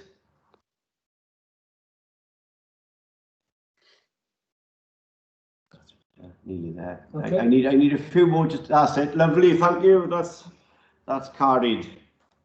Okay, and again, item 18, item 15 is amendment to the Constitution. Thank you, Presiding Member. That's mine. This I've nothing to add to the report. It's a through information report. There's no vote required. It's a simple amendment updating the legislation. Okay, just to keep up with the legislation. I've got lots of hands up. I don't know whether this left up from last time or you want to ask questions on it. I doubt if you want to ask questions on this item. Right. Okay, let's start then. Councillor Jardine.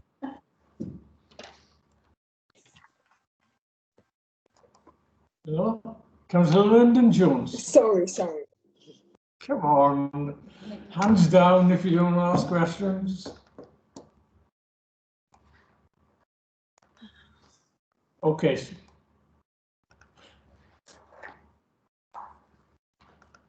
Right, so no, there are no questions, are there? No. And that's for information. Okay, thank you. On to item 16, councillors' questions, page 87, and I'm enforcing the 30-minute rule. Okay, it's now 19:20 minutes. First question, Councillor Fitzgerald. Thank you, Chair. Yes, I want to thank the Cabinet member for her very comprehensive response. It was full of very positive things, and I think we all need to be able to congratulate our schools and all those in the schools for the way they've managed to rise to the challenges that they've had to face over the last 10 months. So it's just one question. The Cabinet member, you refer to recorded lessons and data resources that can be accessed remotely, and this is to help pupils to revisit lessons, or for those that have missed lessons, to actually catch up. What I'm just curious about, I did attend a training session, and it's sorry, my phone is ringing now in my office. What was said was that the 10-minute recorded sessions that are available are actually, according to the records that the council have, are actually viewed for an average of just 2 minutes 30 seconds, and this is across all age groups. I just wondered if there should be any concerns about this. It just seems a very short time to spend looking at a recorded lesson. If the Cabinet member's got any comments to make, then I think it would be interesting to hear them. Otherwise, thanks very much for the response, and really, really helpful. Thank you. And Christine Richards, do you have a further question?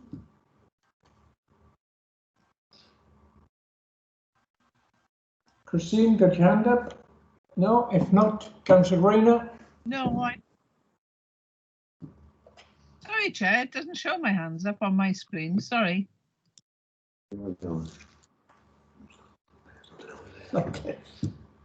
Okay, Councillor Rayner.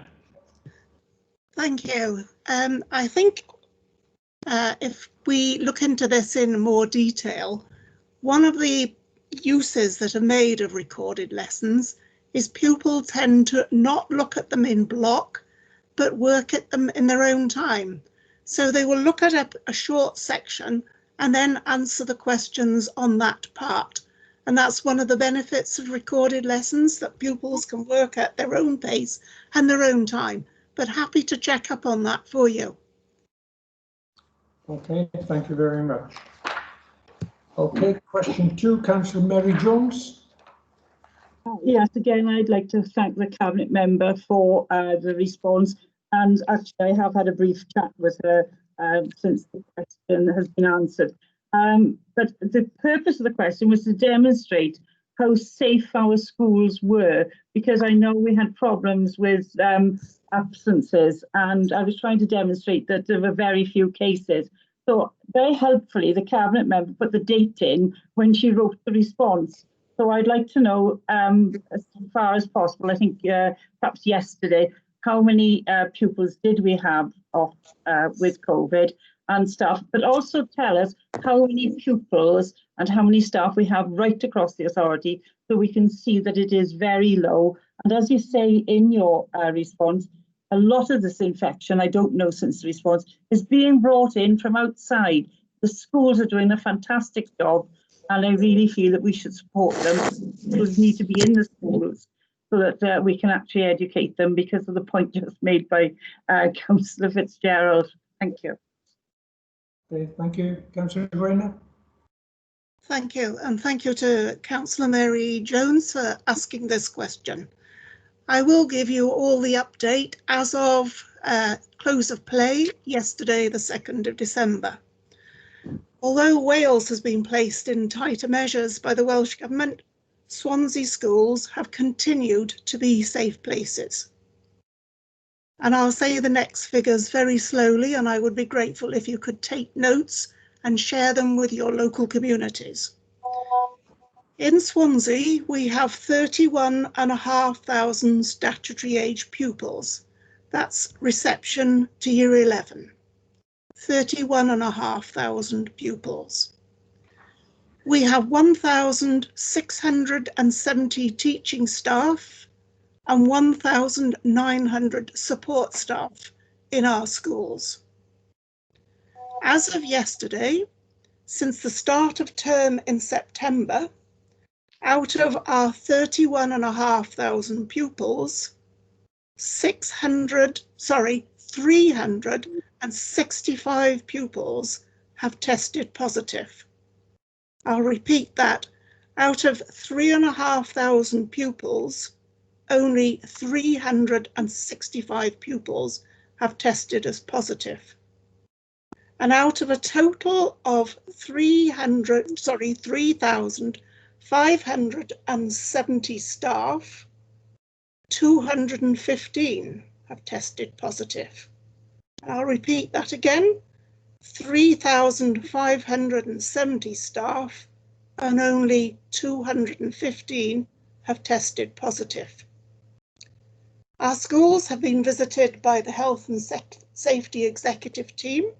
They visited 10 schools, and most of the schools were graded as grade 1, the highest quality, the safest level, and 2 of our schools had special mention, and the Health and Safety Executive have requested a write-up for their own journal.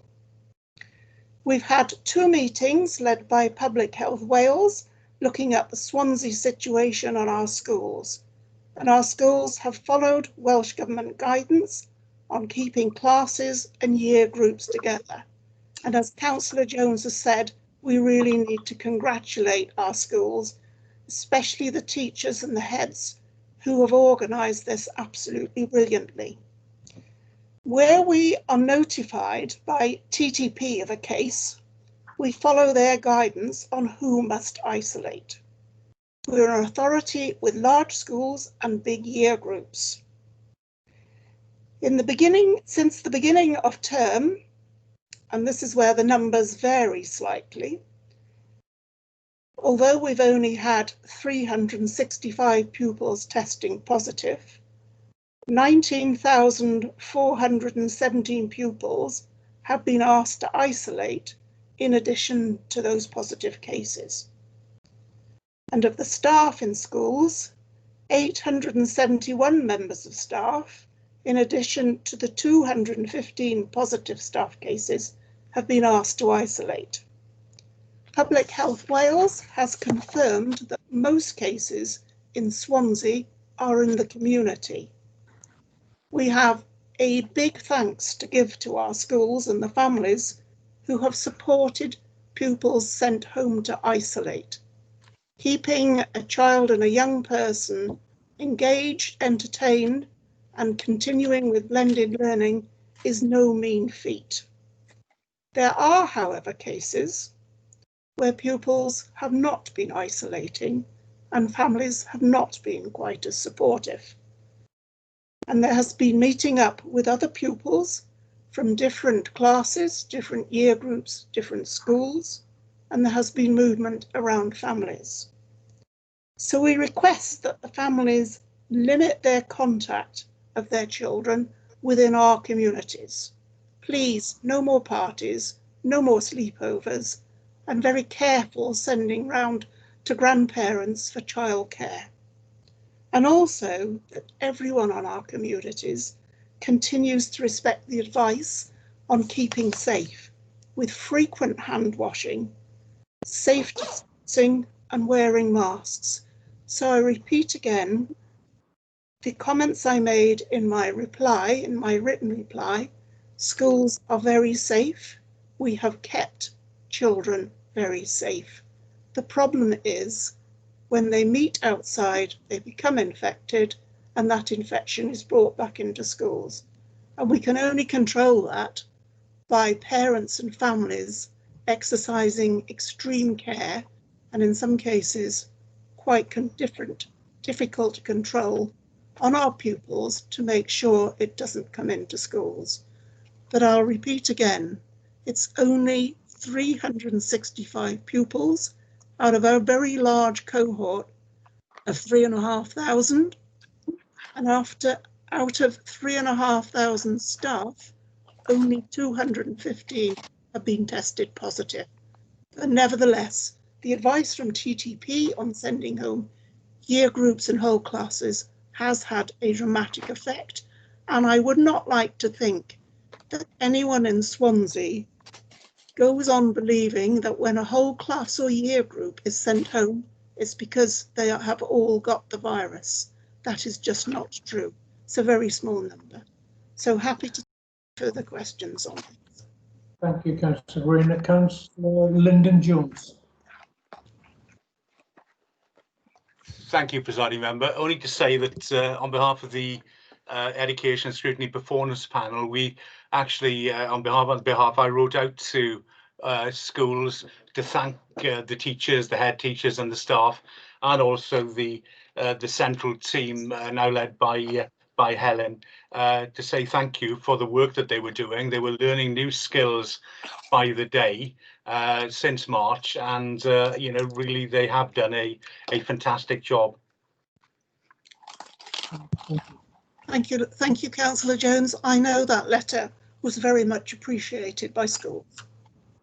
Okay, good. Thank you. Okay, question 3, Councillor Mike White. No, Councillor Mike White isn't available. I'm asking a supplementary, if that's okay, yes. Presiding Member.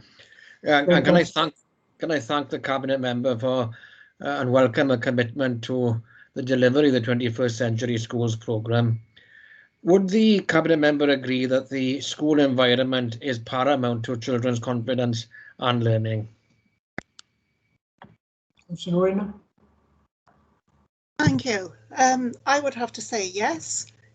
I've just made it very clear, I think, at the present time in the pandemic, it's very safe for pupils and children to be.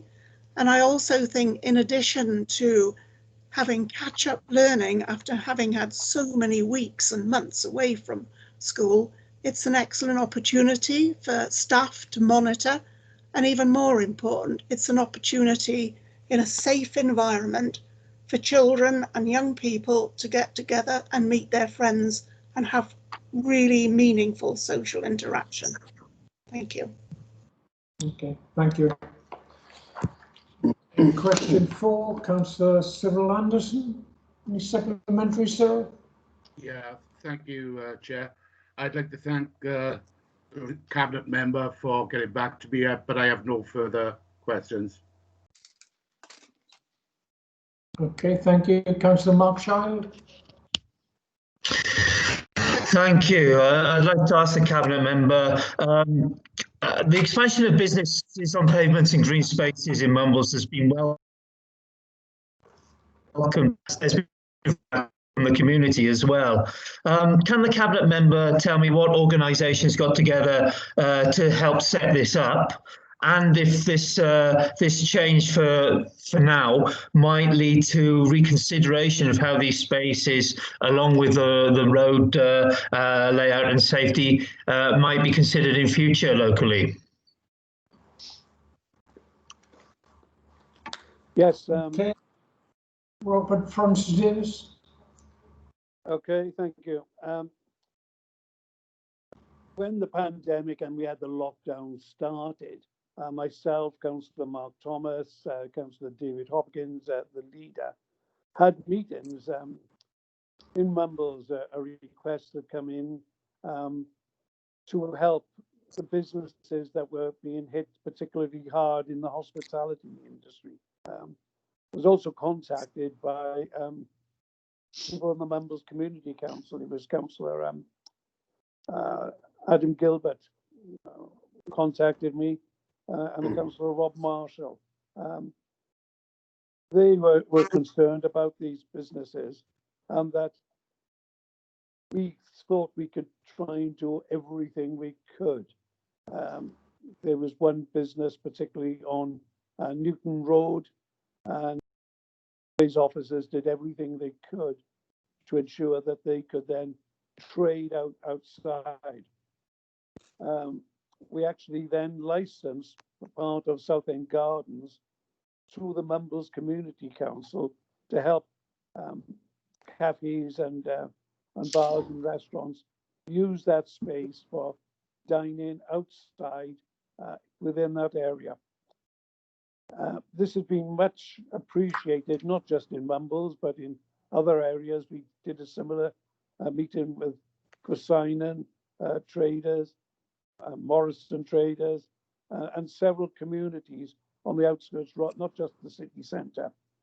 That came quite apparent then as well at the time, that we needed to help these businesses even more. And that is why we, it was only Swansea did this, set up money that they could be used up to 10,000. That would have to be matched £2,000 from the business and 8,000 for chairs and tables outside, and enable people to trade successfully. This was very successful, and over 207 people applied for this grant. And in fact, it was looked at as an exemplar in Wales of how we could help these people survive through this time. Again, we have extended wherever possible this up until the January, and we're now looking at extending where possible up to the end of March. Central government has said furloughing would continue up until March. I suppose that tells you the seriousness throughout the United Kingdom, and therefore, wherever we can, we will help these businesses survive if it's using the green spaces. So we did liaise with Mumbles Community Council, who took up a license to use that area.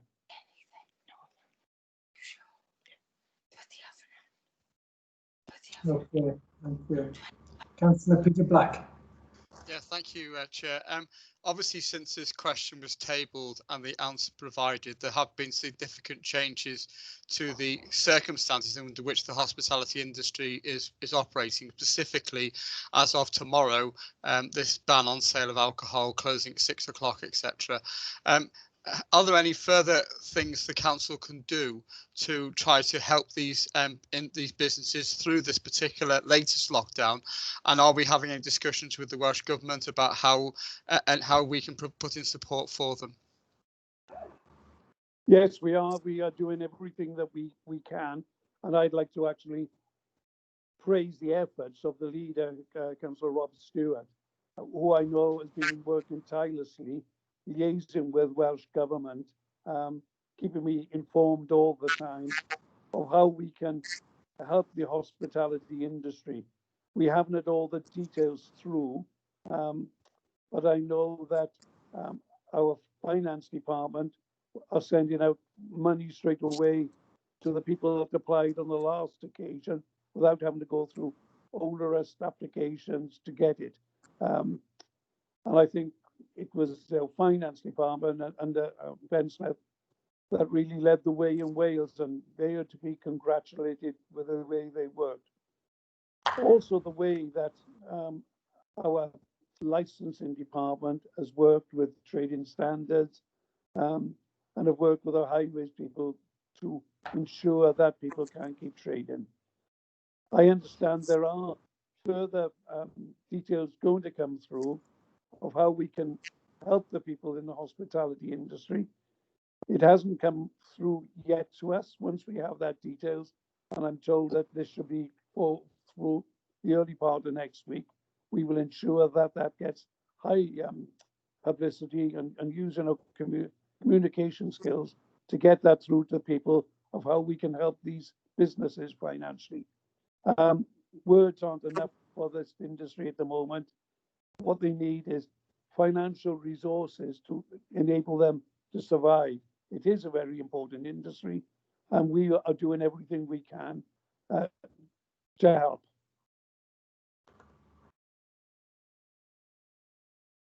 Okay, thank you. Councillor Lyndon Jones.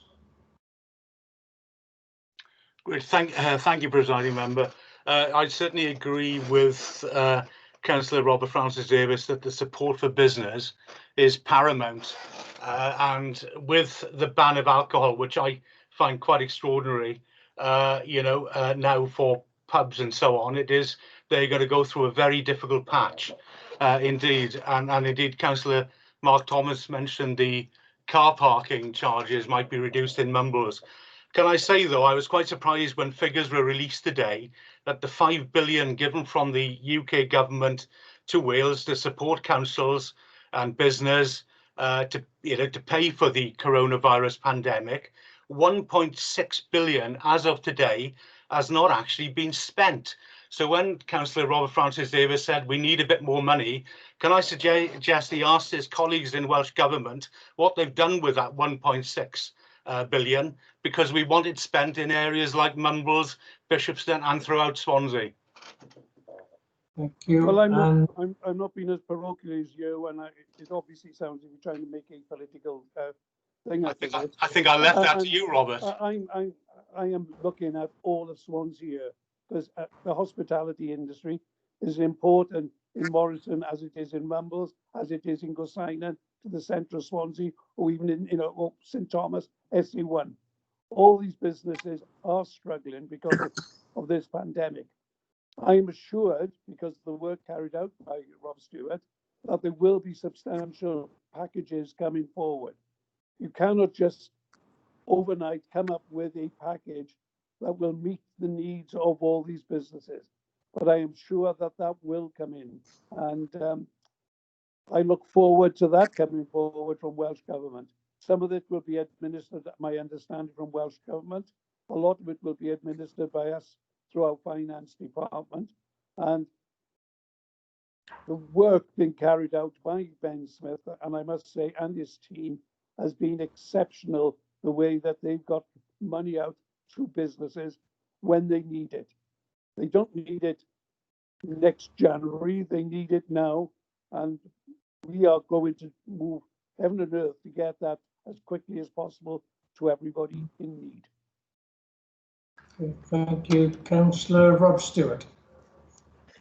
Thank you, Chair. I'll keep my video off because my signal's dropping in and out. But I just wanted to come in and echo what Councillor Francis Davis has said, and add to a little bit of detail that we learnt this evening. So just to say, the next phase of the ERF funding will be live before Christmas for people to pre-register, so businesses will know before Christmas whether they're eligible for a share of that new fund, and applications will start to be processed and money paid out from the national scheme in Wales from the 11th of January onwards. But businesses will have confidence before Christmas of monies coming. And of course, as Councillor Francis Davis did say, this council has been the fastest and most efficient in Wales at getting money out to businesses.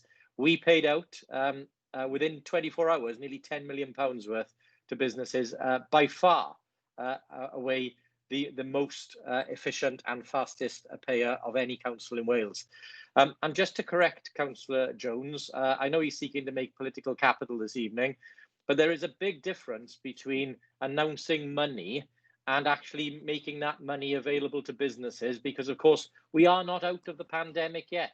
There are many phases to this, and it would be a lot for Councillor Jones to expect the Welsh Government to have spent every penny of the money it receives to support its budget at this point in the year. It simply wouldn't happen. Otherwise they would be without money from now until the end of March. So I would hope that Councillor Jones would revert to actually focusing on the good work that's being done in the pandemic.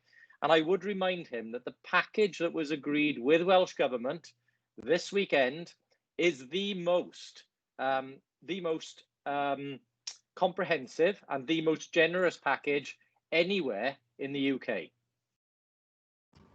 Thank you. Councillor David Hopkins. Yeah, thanks, Presiding Mayor. But all I wanted to touch on really was to say, in all my years as a councillor, I have never ever seen such a multi-agency approach to this, where each officer from highways, planning, finance, all got together, right, and street trading to try to make these things happen. You know, it wasn't easy to relax some of the things we've done, but we've done it to try to make businesses survive throughout this.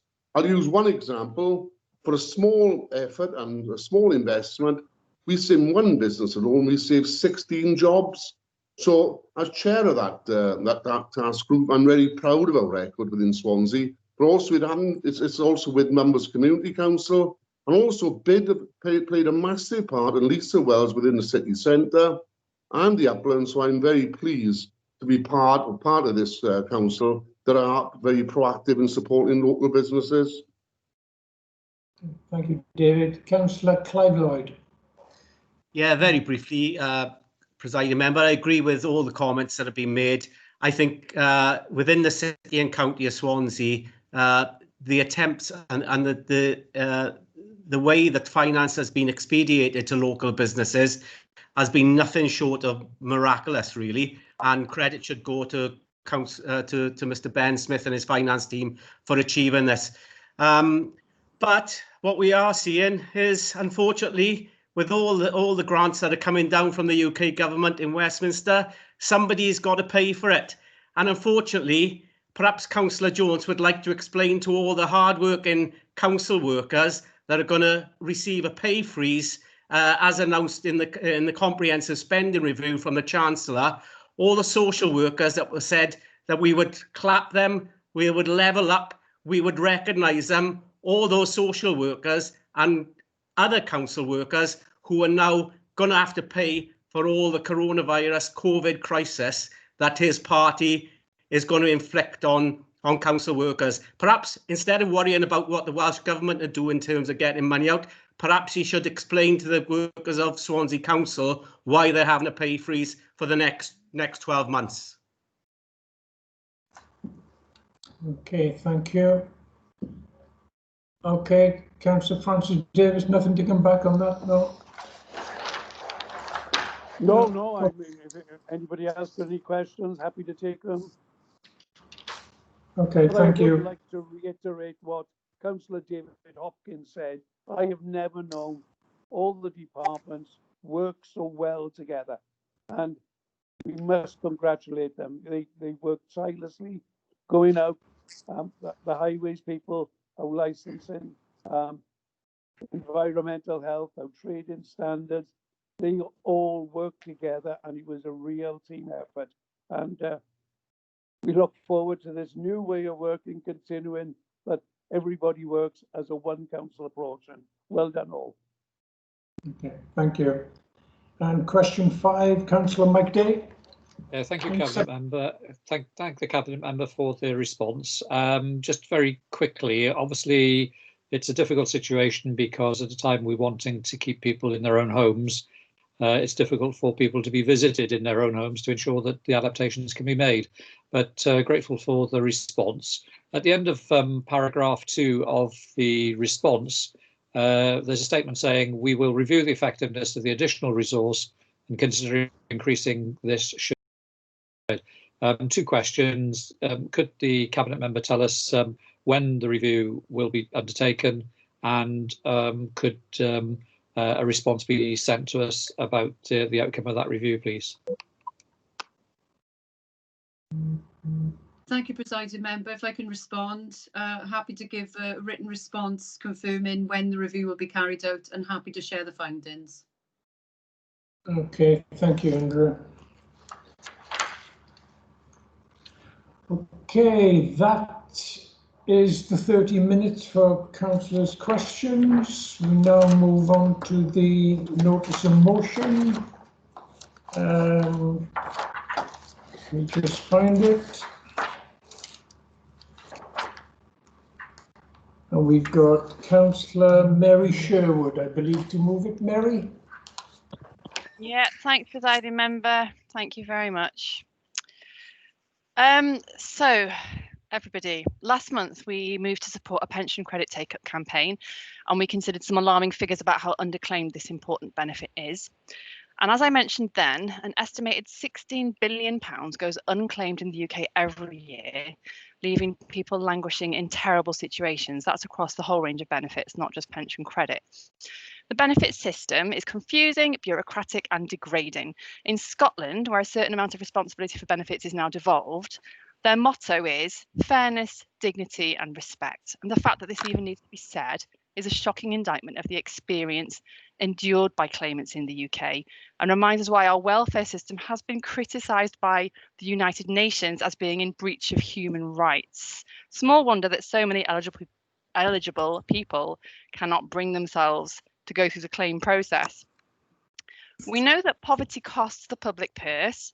I've mentioned before that the Equality Trust estimated in 2014 that in the UK we spend £39 billion per year more than similar countries where income is more fairly distributed, because inequality leads to illness, crime and poor mental health. This money would be better spent in increasing people's incomes so that we see fewer of these costly problems. The UK benefit system is a greedy and inefficient monster. Means testing and application processes consume huge amounts of resource. In 1 year that I happened to investigate this, it might have been 2008 to 9, the DWP had spent almost as much money in investigating fraud and error as they actually recovered from the process. The system is failing enormously. For some particular benefits, our own welfare rights team has an appeal success rate of nearly 100%. Almost all the refusals that they challenge turn out to be wrong. So instead of having a degrading, confusing, ineffective, fault-ridden benefit system, we need and deserve for everyone to simply receive what they need for a decent, basic standard of living, or at least a substantial contribution towards that, without having to go through a complicated process. Of course, some people with additional needs and costs may need additional top-ups to cope with challenges. We don't know yet exactly the detail of how a universal basic income would work. This is being worked up by academics, drawing on learning from pilots around the world. But it would finally actually level the playing field and give everyone the same starting point from which they can grow and flourish. Since proposing this motion, people have asked me questions about how UBI would work, how it would be funded, who would get what. These are questions we can't yet answer, because the very pilots which are now being called for up and down the UK are needed to develop proposals further and learn about what works. I would refer colleagues to the website ubilabnetwork.org, where the resources page has a helpful FAQ and other documents that might be useful. A pilot itself will require resources and expertise, and it's not for this council to find those, and the motion does not commit us to. It simply acknowledges the great value of exploring the idea of UBI and invites Welsh Government and Westminster to work with us in Swansea to do so. The pandemic has shown that providing people with financial security doesn't encourage fecklessness or laziness. It frees them up to care for their loved ones, support their communities and pursue training and personal development. In UBI pilots elsewhere, employment has actually increased, along with people's health, confidence and motivation. Psychologists will tell you that people want to work, to share their skills and passions in a way that enriches society, but they don't want to be bullied into wage slavery, like so many of the care workers and key workers thrown into the front line and under the COVID bus. All the clapping in the world won't bring them back, and the colleagues they leave behind now face diminishing wages in thanks for their pains. So in closing, I absolutely condemn this terrible government's announcement of a real terms pay cut for public sector workers, and I urge this council to recognise the fairness, dignity and respect which a universal basic income could bring. This could be an important safeguard as automation removes skilled jobs, as Brexit threatens even more livelihoods than COVID, and as our precious NHS falls foul of privatisation and cuts. Now is the time to improve everyone's health through the provision of a decent income that eradicates food banks, homelessness and exploitation. This could be our generation's NHS. So let's get it explored and piloted here in Wales. Numerous councils up and down the UK have passed similar motions. We would be the first in Wales. I so move. Thank you. Thank you, Mary. Councillor Louise Gibbard to second the motion. Thank you, Presiding Member, and thank you, Councillor Sherwood, for moving the motion. So just to reiterate what Councillor Sherwood said, this motion is calling on the government in Westminster and in Cardiff to commit to doing something radical in these unprecedented times, because clearly what we're doing now isn't working. Even pre-pandemic, work was insecure. based increasingly around 0 hours contracts and the gig economy. Automation, as Councillor Sherwood said, is increasing in many sectors, and the welfare system is completely inadequate and in fact punishes many of our most vulnerable residents. I believe that UBI, Universal Basic Income, represents a positive and relatively simple solution to these complex problems, and it has the potential to transform lives. A regular guaranteed income for every citizen would afford people more freedom. As Women's Champion, you'd expect me to highlight the particular difference that this could make to the lives of women, who usually, but of course not always, carry out the majority of caring responsibilities in the home. It would give parents or those with disabled or elderly relatives the freedom to choose between staying at home to care for them themselves and be properly supported to do that, or the choice to go out to work and employ a professional carer, a good wage to do that on their behalf, or of course choose to do both. It will give, well, we are currently in the 16 days of action following the UN Day for the Elimination of Violence Against Women. And can just imagine the impact that a universal basic income could have on somebody in an abusive relationship. It could give them the freedom to leave with financial security behind them. And for everybody, it gives us the freedom to choose the best job for us, not perhaps the only one that's available. The freedom to explore your creativity, your academic interests, to volunteer in your community. Freedom from the stigma of being on benefits or the desperation of falling just the wrong side of that line to qualify under means testing. And as Councillor Sherwood pointed out last month in the motion on take-up of pension credit, extra cash in someone's pocket positively impacts the local economy.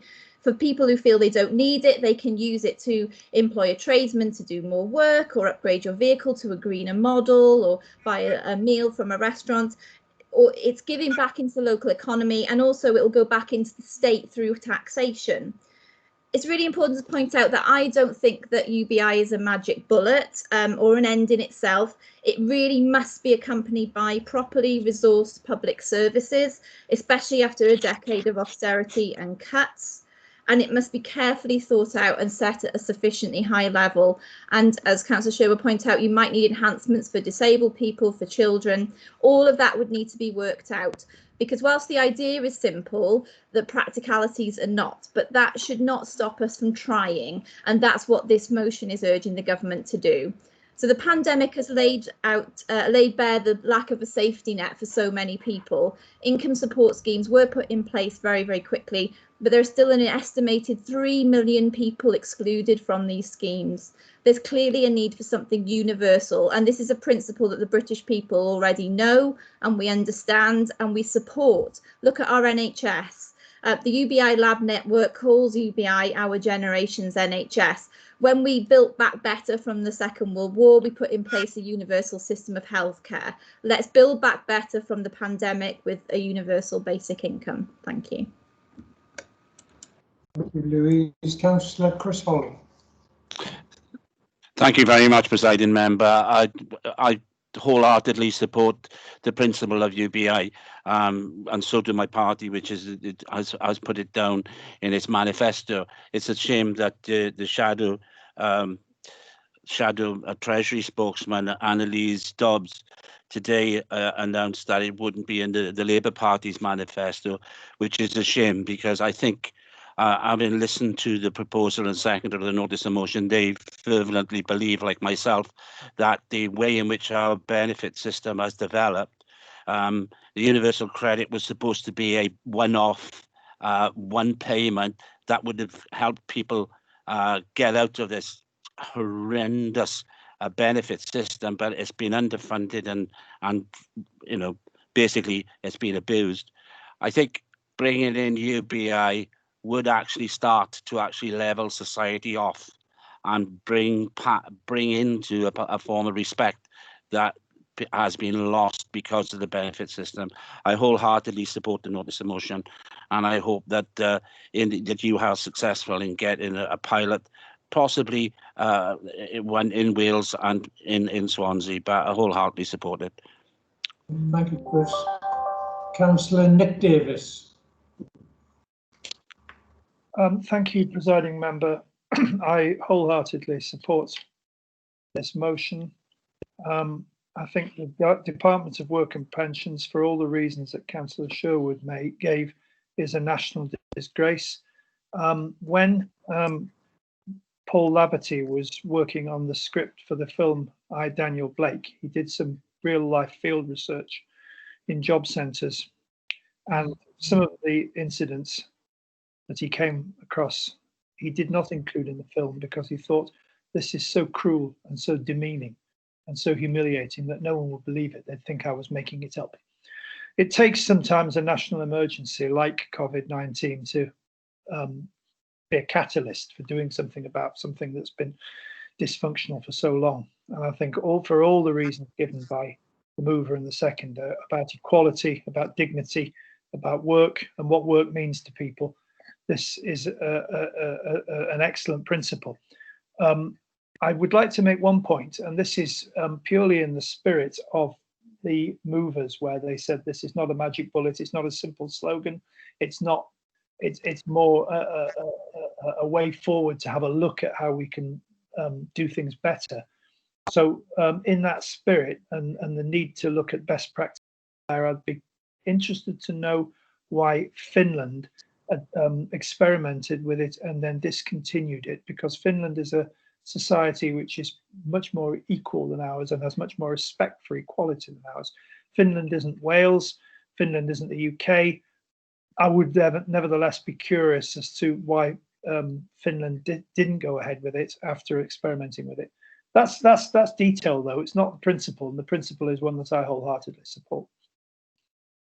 Thank you. Councillor Will Thomas. Thank you, Presiding Member, and I'd just like to thank Councillor Gibbard and Sherwood for bringing this forward. I think it's a very interesting point for us to debate. I find modern monetary theory, MMT, absolutely fascinating, really, and it's something that I've been doing quite a lot of research on in the last few years. A lot of people, I think, will think that UBI is a bit of a pipe dream and quite far off. But what I'd sort of point out to people is what's actually happening maybe behind the scenes that others might not be aware of. And for example, the Bank of England is now bypassing the bond market, albeit temporarily, to fund government spending directly. We've also got the Bank of England working on digital currencies, which many Western nations are working on. And those two measures are needed to implement what would be a UBI. A lot of people obviously think that this is sort of unaffordable, if you will, or the government can't afford it, they'll go bankrupt, which is obviously not true, because a government that obviously issues its own currency can't go bankrupt. But obviously inflation, or large inflation, is the danger and fear that many people would hold in this with the UBI debate. One of the questions I've got for either Councillor Gibbard or Sherwood, I know, as you said, we're not at the stage where we're talking about detail, but there is obviously one big detail, which is obviously the employment of many people that are involved in the benefits sector in Wales. I'm guessing would be out of a job if this was to be enacted. There's also, I know as you're saying at this point that this isn't a time for detail, but I personally think that there should be a lot more meat on the bones with this. I think UBI is definitely worth pursuing as a conversation, and it's definitely a way to make our society potentially more fairer. But yeah, that's my one question, is the employment of people in the benefits sector. If you could answer that, please, and I might have a comeback. Okay, thank you. Councillor Rob Stewart, Leader. Thank you, Chair. Look, I wholeheartedly support this motion and agree with the comments made by the previous speakers. I think, look, as has been pointed out, you look at what happened after the First World War and the pandemic in 1918, and the way in which the world and the civilized economies, as they were called at the time, responded. And I think Councillor Gibbard and Councillor Sherwood both made the point about building back better after the Second World War. Well, we have the opportunity now after this pandemic to build a better, fairer society. You know, there is going to be a cost if we go ahead with this, but we're already paying a very, very heavy cost for not doing things like this at the moment. And we all seem to be fine with that, with the social cost of leaving people in poverty, leaving people not fulfilling their potential. So let's be brave. Let's endorse this. Let's support this motion. And I know that my counterpart in Cardiff, Councillor Hugh Thomas, wrote saying that he would welcome Cardiff being a location for a UBI pilot. I'd make that same commitment here tonight. And of course, what we're doing that Cardiff haven't yet is we're passing a motion. And as I've said before, I would never support a motion that was just flag waving. The motions that we pass lead to action and they lead to change. So I am absolutely 100% behind this. I'm grateful to Councillor Sherwood and Councillor Gibbard for bringing this, and I hope everybody on the meeting this evening supports the motion. Thank you, Councillor Stewart. Councillor Jen Rayner. Thank you. Yes, I really welcome the opportunity to discuss this and hopefully for Swansea to be a very important pilot. We all know universal credit is evil and cruel, and clearly the Westminster government must think the same, otherwise they would not have brought in the furlough scheme.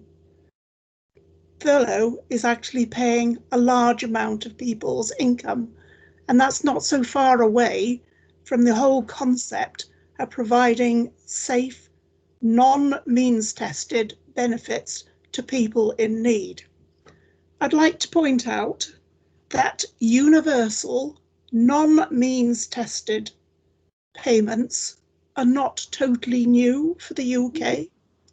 Two really important sums of money are paid out non-means tested, which have a fantastic impact on women, children and the elderly. And they are child benefit and the older person's winter fuel allowance.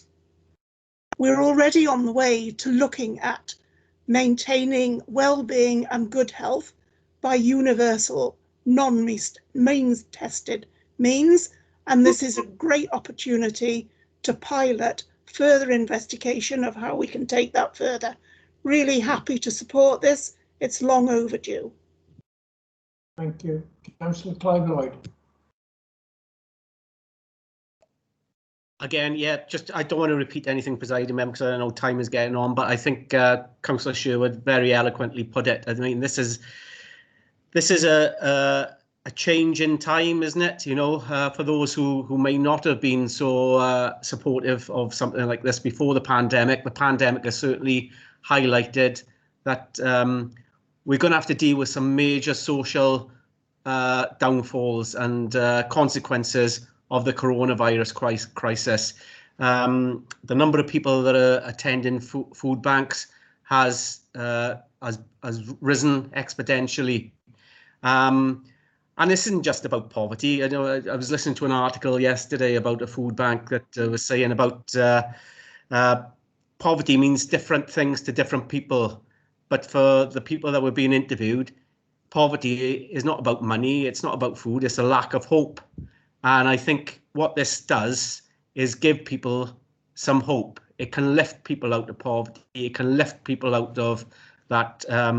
People who might never have ever thought they would ever be in a situation where they would go to a food bank or be homeless before the coronavirus crisis are now facing that decision and that potential way of life going forward.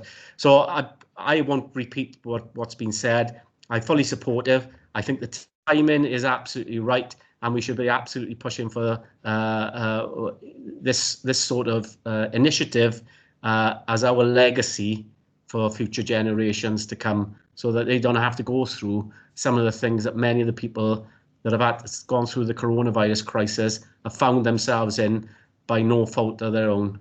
And again, I will finish by saying a pay freeze for public sector workers is not the right way to deal with the response to the coronavirus crisis. Thank you, Councillor Lloyd. I've got another hand just appeared. Councillor Alison Pugh, the last speaker, okay, before Mary has a chance to come back. Councillor Pugh. Yeah, thanks, Presiding Member. I'm not going to repeat everything what people have said. I obviously wholeheartedly support Councillor Sherwood, Councillor Gibbard, and everybody else who has spoken. But I think, you know, we have to face things in COVID in the last number of months. If you look at just Swansea alone, in Swansea East there's been a 61% unemployment rise. In Swansea West there's been a 59% increase in unemployment, and in Gower there's been a 120% increase in unemployment, and that's people claiming universal credit. We are in unprecedented times. We haven't seen things like this in our lifetimes, and we have to level the playing field, and we have to do something. We've got to change the way going forward, and the girls are right. We are back at post-war sort of situations, and I wholeheartedly support this, because things have got to change. Thank you, Alison. Okay, Mary, a minute to respond, please. Yeah, thanks. Thanks so much for all your comments and contributions. So to answer Nick's question, the Finnish study was not abandoned. There's been some fake news and misunderstanding about the Finnish pilot, but it did conclude after its planned duration of 2 years, and the authorities are still analysing the results for that, and you can find about that online. Will's question, you know, I just think I don't have very much detail myself about the proposals. I know that the people in the UBI Lab network are working with academics from the University of Exeter mainly, I believe, and some others as well. And I understand that the initial thinking is that benefits for disabilities and for housing would continue for housing top-ups. So it's not going to be this massive job loss. But the good news for anyone who's unemployed already is that UBI proposes to make their life better. So if people lose their jobs as we move into UBI, I hope that they'll find themselves in a better environment than we're in now for people who are unemployed, and that the confidence and entrepreneurship that we know that UBI can give birth to will provide new jobs and new opportunities for all kinds of people. I presented today at a webinar on behalf of WLGA about the impending socioeconomic duty, and as part of that I presented some slides comparing the minimum income standard that's required for a decent basic standard of living in the UK today with what people actually earn on minimum wage, or worse still, get on benefits. And even when you're on the maximum minimum wage, you don't quite make the minimum income standard. And at the age of 25, your benefit income, I think it's about £150 short every week of what you really need to live on for a decent basic standard of living. This is an atrocious situation. We're a very, very wealthy country, and we can do better than this. I'm not worried about people in specific sectors losing their job as a result of this. I'm excited about the opportunities it proposes for our whole society. So I would welcome the pilot and the more knowledge that we can gain from the pilot that would put that meat on the bone Sir Thomas has asked for. I think we would all like to see more detail, and pilots will help to inform that argument. Thanks everybody for your support. Thank you, Mary. I'm sorry, Will, you're not allowed to come back in after the mover of the motion has summed up. Okay, put it to the vote. Okay, so as we've done, virtual hands to be raised. Those against, can you raise your virtual hands? So just to look, nobody against. Those abstaining, raise your virtual hands.